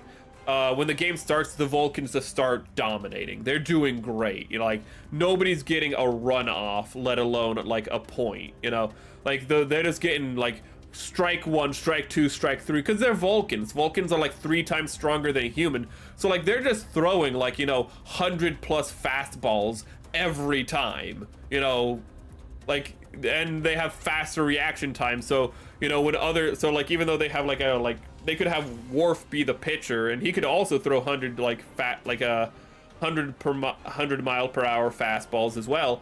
But it doesn't matter because Vulcans are strong enough to like and have fast enough reaction times where they can zero in and get those balls still. They can still get those hits.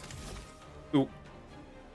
So it's just like a completely one-sided game, and Cisco's just getting more and more upset. He's seething over it all, until eventually he's kicked out of the game because he touches the umpire, which you are not allowed to do. Ooh. You do not touch the umpire. And because he touches the umpire, he pokes the umpire saying like that was a bad call, and he gets kicked out of the game. And with him gone, the crew's just like, well, we're gonna lose anyway, so like, let's enjoy ourselves, let's just have fun, let's just have camaraderie in our loss. And they come together, and what happens is the least amongst them, Rom, who is pretty much like played up as the most incompetent character and whatnot. Ooh. Let's get this. Rom is like up to bat, and you know, I forget what exactly happens, but like there's a chance he can actually like get, like he can actually hit the ball and get to a plate effectively. And they all start rooting for him. They're like, we can do this. We can get a guy on a base. And they're all coming together. And Cisco, now that he's not involved in the game, starts enjoying watching the game, you know, seeing them come together and appreciating what he's like, you know, how he's been pushing them too far. And it all culminates in Rom hitting the ball and getting to a base, and everyone's like, yeah, we did it. And the Vulcans are all sitting there like, we won. Like, why are they the ones celebrating when we absolutely trounced them? And ooh, let's see here. Ooh. And the captain of like the Vulcans is like, oh, I see what you're doing here, you know, you're just like coping, and like you're just coping to hide the fact that like you're in truth seething over the fact that we have won. Of course he didn't say that because it's like 1990 something, but you know, he's just like, you know, like, I get it, like this is all just a sham, you can't stand the fact that we beat you. And Cisco's just like, you're still here? And you can tell this guy's like, I have never been angrier in my life, but if I show an emotion, I will have been the loser here.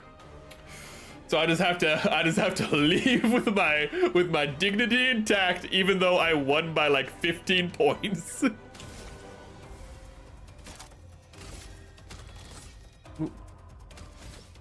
I'm gonna test something. Is this only one hit?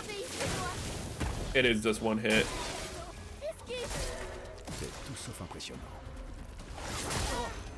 Deep Space Nine is a pretty good show. I should rewatch it, but that's a bit more of a time sink than some other shows. Oh, I thought your shield was gone. I really need to be paying attention to that. Just kill it. Ooh.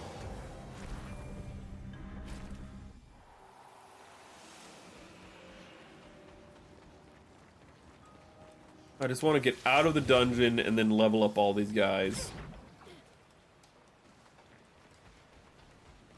Well, we can level them up now, but this is the end of the dungeon.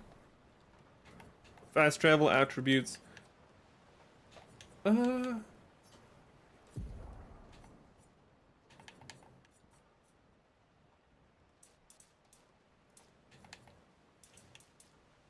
feel like I just need to upgrade these, I think.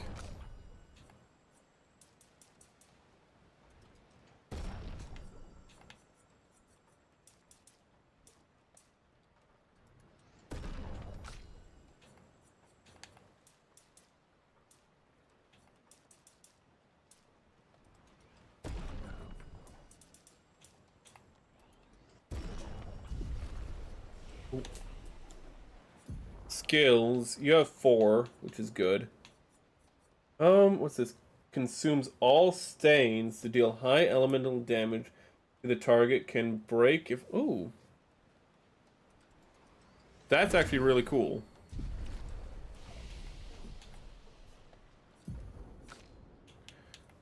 You have 3. What's this? Reduce current rank. Gives AP to allies. Oh, wow. That is a really nice buff. Increase rank to A and refills AP. He's definitely a support character. Like Gustav, but in a different way. Or at least I didn't really check Gustav's later things, so maybe Gustav was also gonna unlock these things. And I'll figure out what I want to do with you later.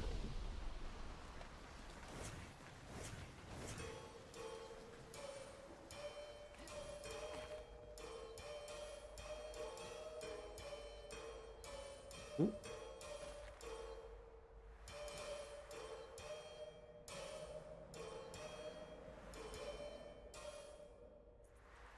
Suppose there's a third option. I've been saying we can either do this or we can do the build tomorrow. I suppose the third option would be RoboCop, but I think I'll wait until next week to start the new RoboCop DLC.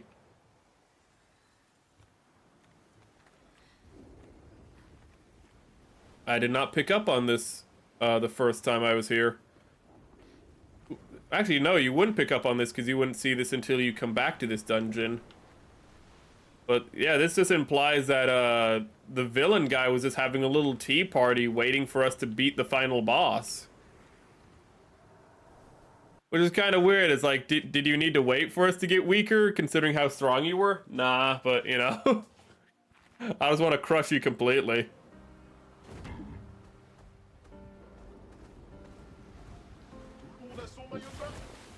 I'm gonna sit down.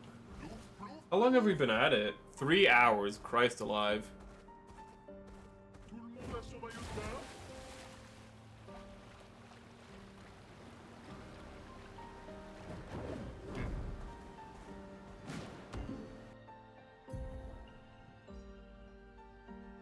Ooh. Yeah, it actually had a DLC release, I think, last week. Yeah, ooh. I'm really excited. It has it has a bunch of things from, I should stand up again. It has a bunch of things from like the third RoboCop movie, because the game takes place in between RoboCop 2 and 3. But it has the like robot samurai guys. So I'm a little excited for how kooky that's gonna get. Ooh.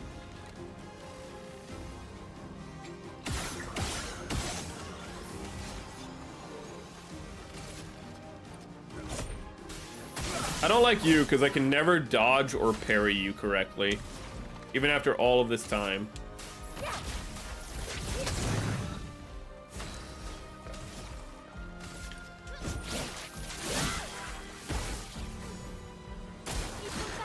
I don't know why, but I have a horrible crick in my neck. He always hits somebody. Okay. Oh, Jesus, you had another attack coming. Okay, I'm not used to you at all.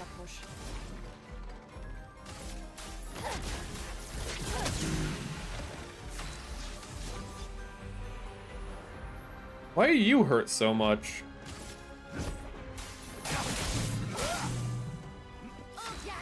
Was he already hurt and I forgot to heal him?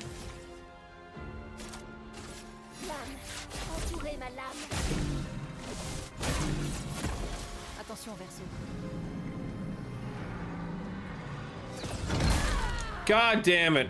I hit the wrong button. Oh wow, the healing is... Ooh.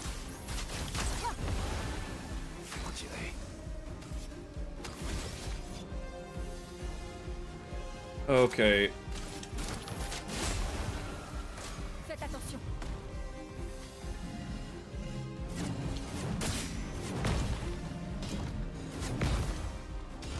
Okay.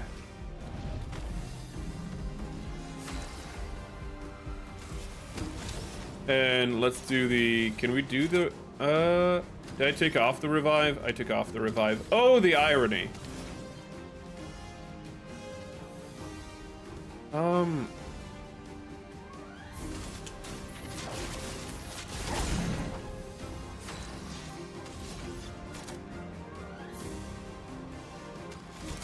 Follow medium light damage increase to each free.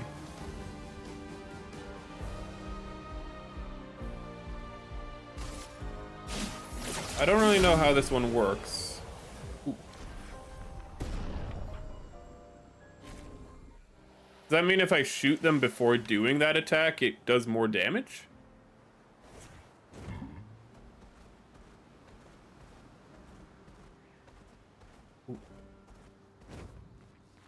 Oh no, I can't play RoboCop tomorrow because I want to make a custom thumbnail. So that's gonna have to wait until next week at the earliest because I still need to finish my Helldivers thumbnail, which I'm remaking my old the one I did last time. I did a collab. Ooh. I'm making it actually look good this time. Oh my goodness. It's the Journal of Victor von Frankenstein. Whose new outfit is that? Who got the new outfit? Did you get the new outfit? You did. Oh, we can make him a pirate. Dun dun dun dun dun. Wait, no. That's not the Pirate of the Caribbean song. Chat, imagine the Pirate of the Caribbean song, because apparently I can't remember it. I was about to do Game of Thrones. I was about to do da da da da da da dun dun da da dun dun, and I immediately was like, wait, no, that's not correct. That is very much incorrect. Actually, I would like to switch. No, Loon in memory of Gustav will be in that outfit for the whole stream. Whether that's another 5 minutes or what have you, I don't know. Oh, platforming.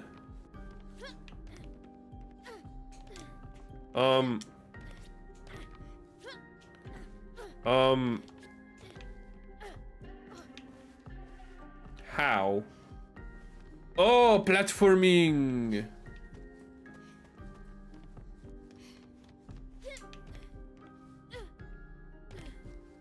Oh god. Oh no, platforming.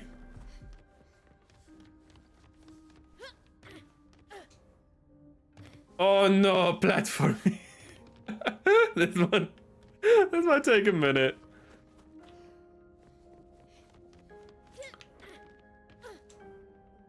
Okay.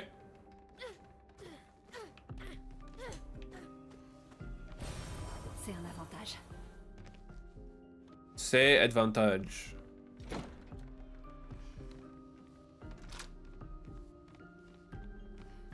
I don't like this room. What are those? Are those soccer balls? What are those? Those can't be soccer balls. They're like too small and look like they're made of metal. That'd be hella soccer practice though. You gotta use these lead soccer balls.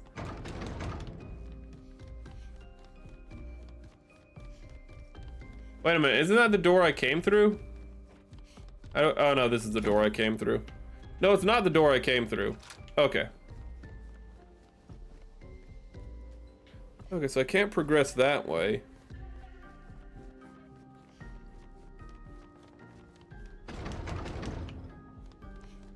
Is that another way to get in here? Or...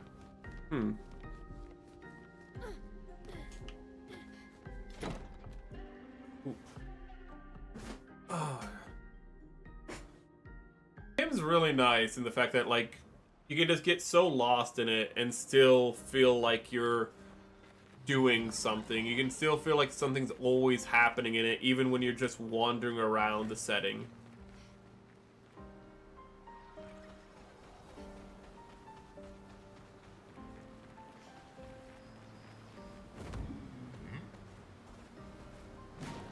What are my characters at? They're hurting.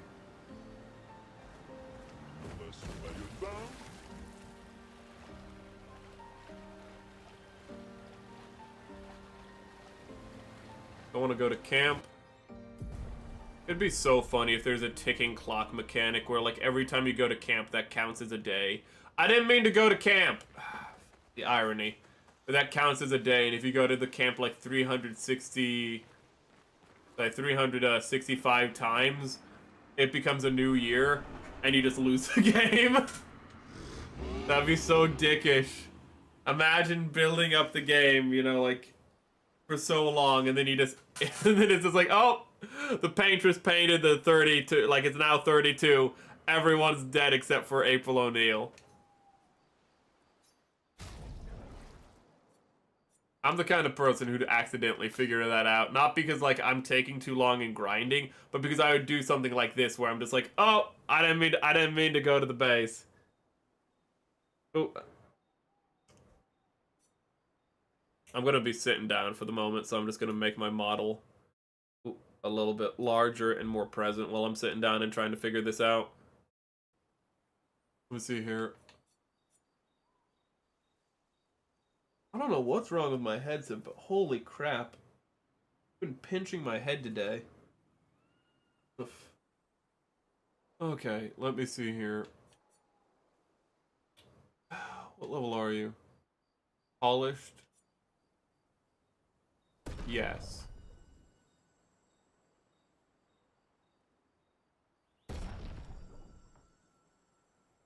I was so hoping it'd let me get to level 10. It makes sense because that's a cutoff point that it wouldn't just be like, oh hey, yeah, you can just do that again. Okay, fine. I'm surprised I haven't found another weapon for her, really.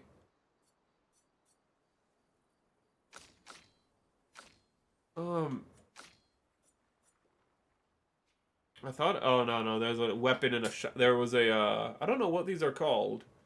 What's her weapons called?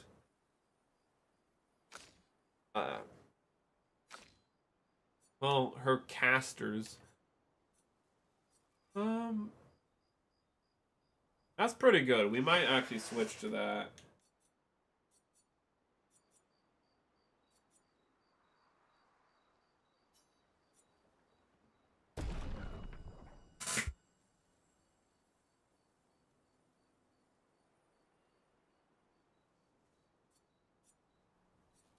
It does more damage, and like this is better for the fire, but the thing is the fire is not always reliable. So this will make the lightning attack stronger, so I don't know. I want to invest in it. I want to take that risk. Also, her stuff is very underleveled.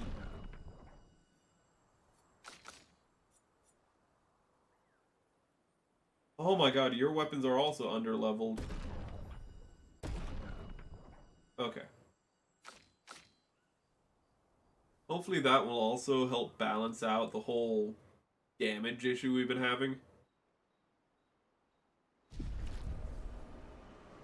Also, I'd like to make a quick aside and thank whoever. I don't think it's like the same person every time. I know it's not the same person every time, but whenever one of you guys vote for a Zaku or Zaku, like on the polls, I always appreciate it. They always get at least one vote. And I always appreciate, you know, that one dude who's like, yeah, I'll vote for the Zaku, like. Ooh. You're a true homie. L'expédition 0 est partie il y a 67 ans. Ce qui voudrait dire que tu... Dans les 100 ans, c'est ça. Parle-moi de la fracture. Oh! Okay. We're about to get some lore chat.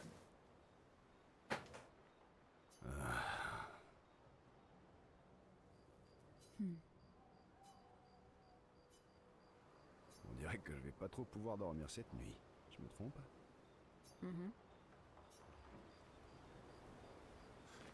He's gonna keep him up all night long. Bow chicka wow wow.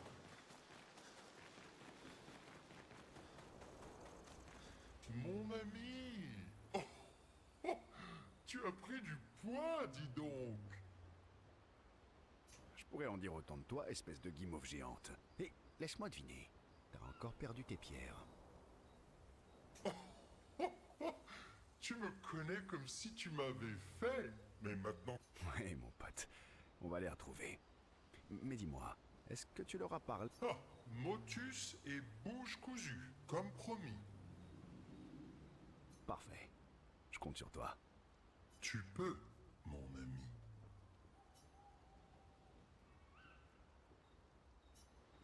Yeah, sure. We're gonna get a cutscene? Verso, mon ami. Esquier, mon ami. J'ai l'impression qu'on ne s'est pas vu depuis des années. 3 ans, 67 jours et environ 10 heures. You voted for heavy arms? I don't know who's going to win because I haven't checked it, but it usually master grades carry it, so it's probably going to be between the heavy arms and the F91. Parce que toi aussi, tu as... Heavy arms is one of my favorite mobile suits, so Plus ou moins, oui. it's definitely up there as one of the suits that I would just build regardless. Like, by that I mean, like, it's either a suit that I would want to get to and I'd build off-stream if I have to, or I'd just be like, you know what, we're building this. So that's just a suit that would eventually happen no matter what.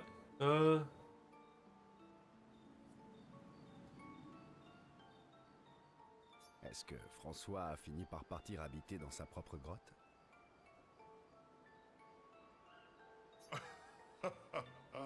Je manquerais There's also the Endless Waltz Heavy Arms, which has a little bit of, like, added detail that goes a long way. Il déteste faire la sieste tout seul.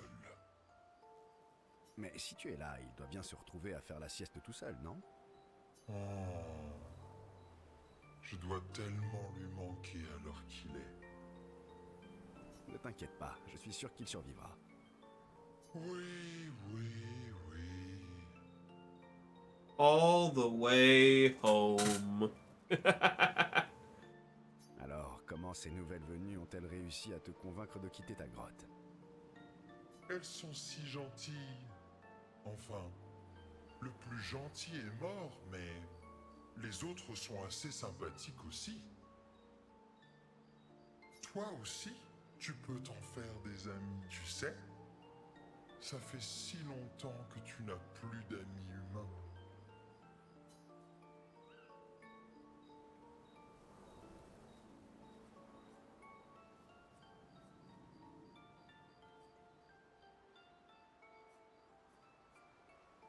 Tu sais ce que je pense du fait de se lier d'amitié avec les membres des expéditions.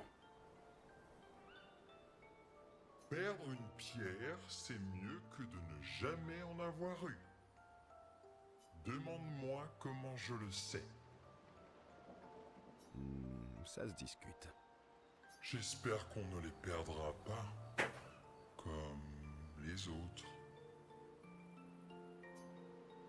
Alors, tu as encore perdu tes pierres? Comment tu t'es débrouillé cette fois? Ouais, je les ai égarés en revenant de la rivière des Gestrales, peu après ton départ.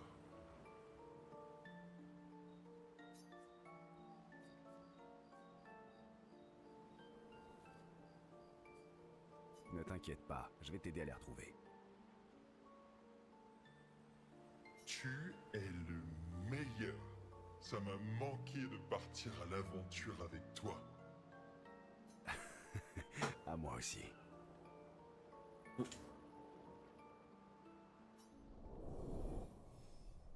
Wait, what? Wait. Wait. When did this become a thing? C'est pas... Has this been a mechanic this whole time and I just... Well, no, with Gustav, it probably was not a mechanic because, you know, he was going to die. Can I talk to anyone else?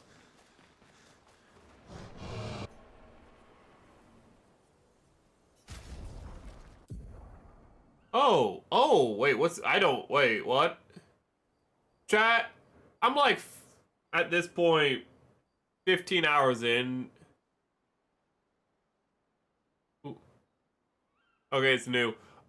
Should I have, like, been doing something about what is happening, I feel like this isn't something I should just be learning about, but it feels like the most JRPG experience if I am 15 hours in, and this is something I was supposed to know about 15 hours ago.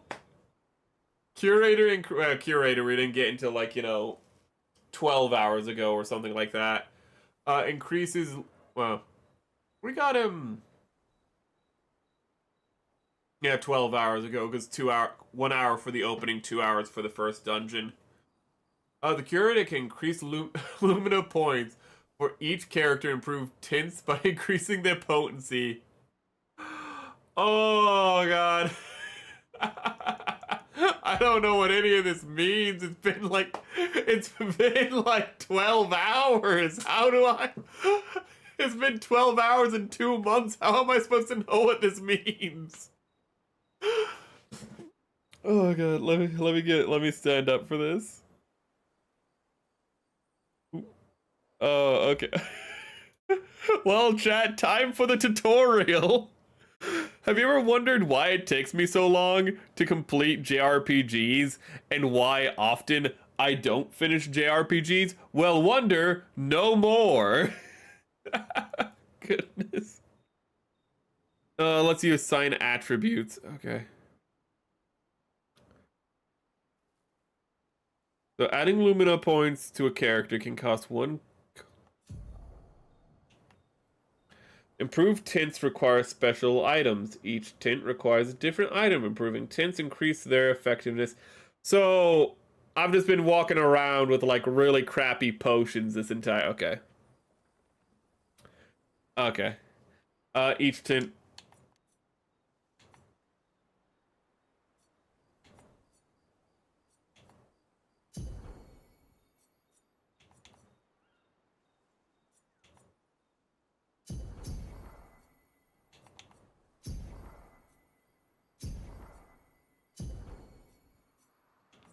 I'm still not quite sure what this does, but I'll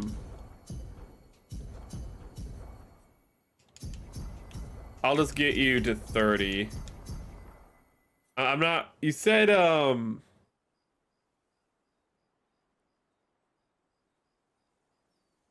it lets you assign abilities.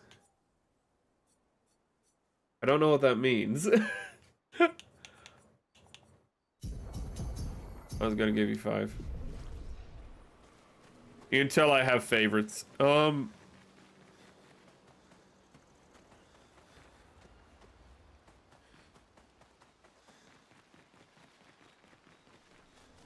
don't really know what I did there.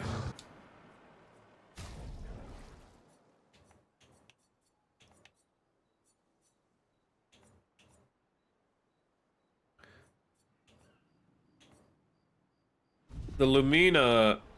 I forget what the Lumina even is. I can't think of what it is by name. Once you master the other things, you can assign the abilities you don't get.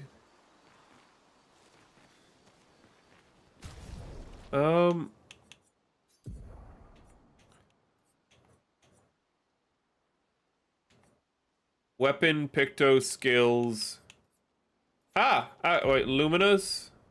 Okay, Lumina are passive effects that you can activate once you have yeah, so this is stuff we were supposed to learn wow. Wow. Oh, I'm not living this one down. Oh, okay. Okay. Oh. Oh, God. This is... Wow. It's kind of impressive I made it this far without this. I think that's what we should be taking away. Fuck. Oh my god. If I was Darkside Phil, I'd be blaming the game for me being an idiot, but no, this all comes natural. I know this is my fault. Oh god, corresponding Pictos. Pictos is mastered after winning 4 battles with it equipped. Luminas are earned for all the characters at the same time and can be activated multiple characters. Available Luminas can be seen here. You can activate or deactivate Luminas freely at any time outside of battle. Luminas activated by currently equipped Pictos can't be deactivated. The amount of I'm way too tired to be like learning this. The amount of available Luminas is this. Oh, so that tells us what we can equip to them. Okay, so like the higher that is, the more we can equip. Okay. Each Lumina costs a specific amount of points to activate. The more points the character has, the more Lumina they can activate at the same time. Each character gains 1 Lumina point per level, and more can be found by exploring. Filtering and sorting Lumina will make it easier to find the right ones. I feel like the most embarrassing part about this is like I already have Lumina equipped. I've been using Lumina, but I have not been using Lumina to their full potential. And I have not realized that. But can't be healed. No, we're not doing that one.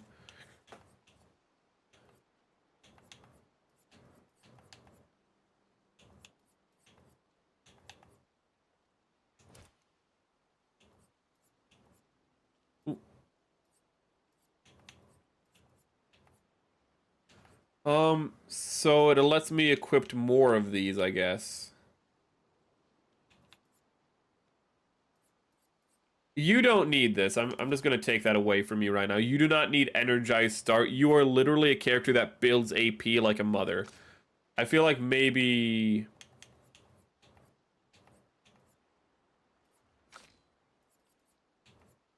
Wait. Oh, they can share them.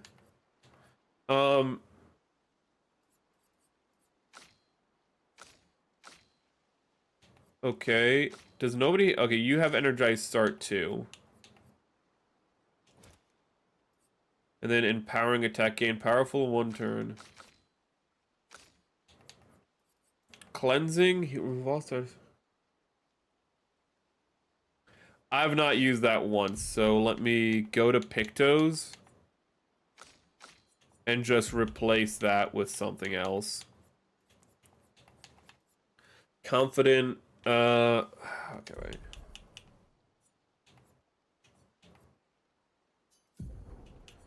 I want to empower, okay.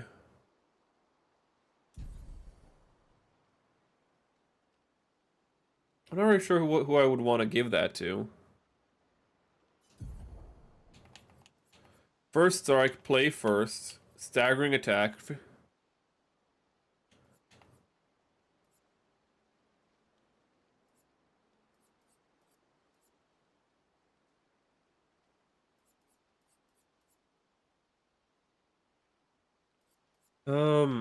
Confident. Oh wait, you're supposed to have, yeah, you do have confident equipped. I was like, you're supposed to have confident because you're my closer. It's crazy though that she has confident equipped and she still was getting one-tapped by enemies. Christ alive. That's a little concerning.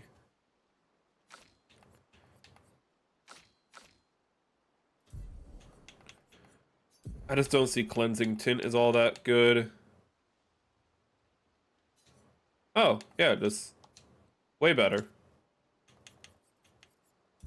I'll look through the exactly what I have later, but let me...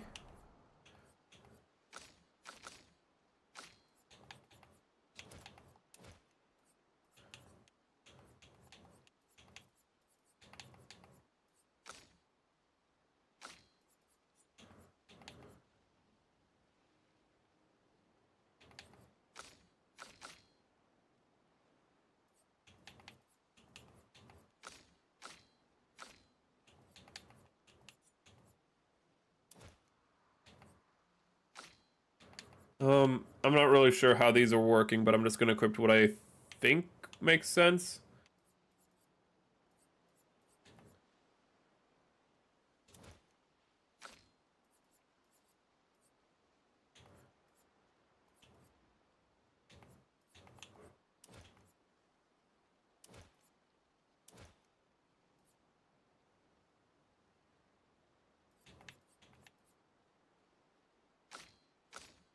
What's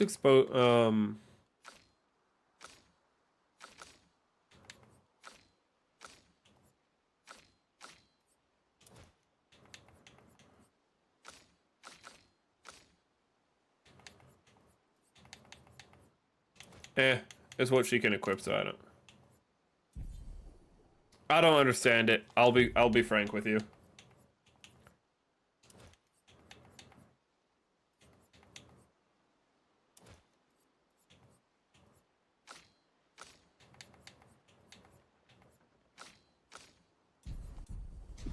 Let's go back to this guy.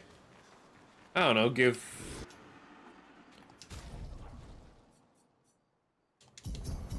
5 to her, so then... Oh, I didn't mean to do that. I can't wait to find out what other mechanic that was introduced like an hour into the game I'm just discovering.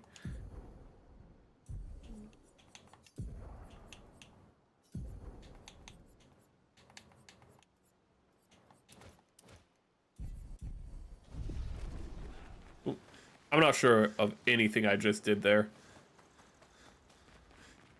Let's go talk to the dude over here. Let's see if he has any unique dialogue.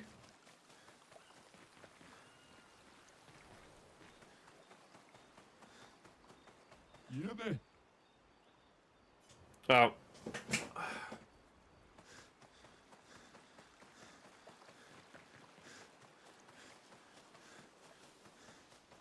Ooh.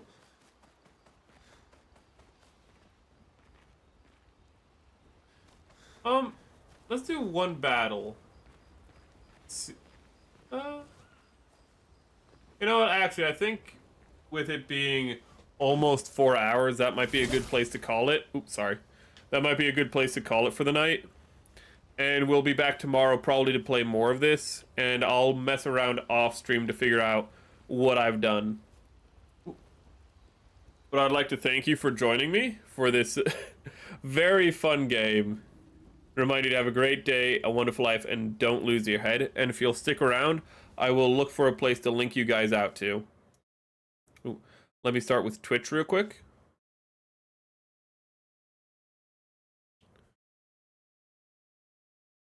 I just realized I didn't update Twitch, so we've been on miniatures this whole time. Oops.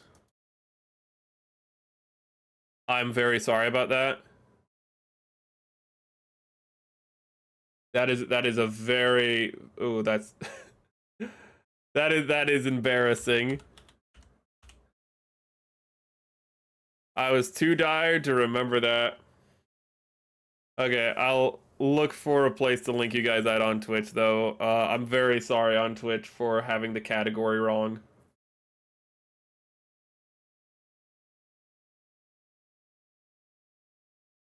Oh.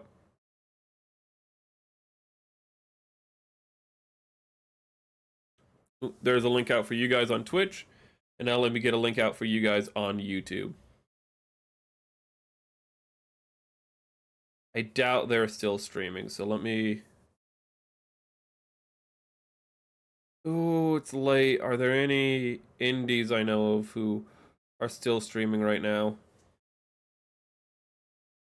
This guy's playing Metal Gear Rising: Revengeance, so I'll send you over to him. Ooh. Have a great night, everybody. See you tomorrow. Oh, and on Saturday, we will be doing a collab with Atya Tepis, Nox, who was in chat earlier, and we will, and finally the captain, and we're going to just be doing Helldivers. We're going to be looking at the new Warbound and just doing a few games where it's just purely explosives, because, you know, it's July. So we'll just be, you know, we'll be making those rockets fly. Have a good night, everybody. There's the link. Vaya con Dios.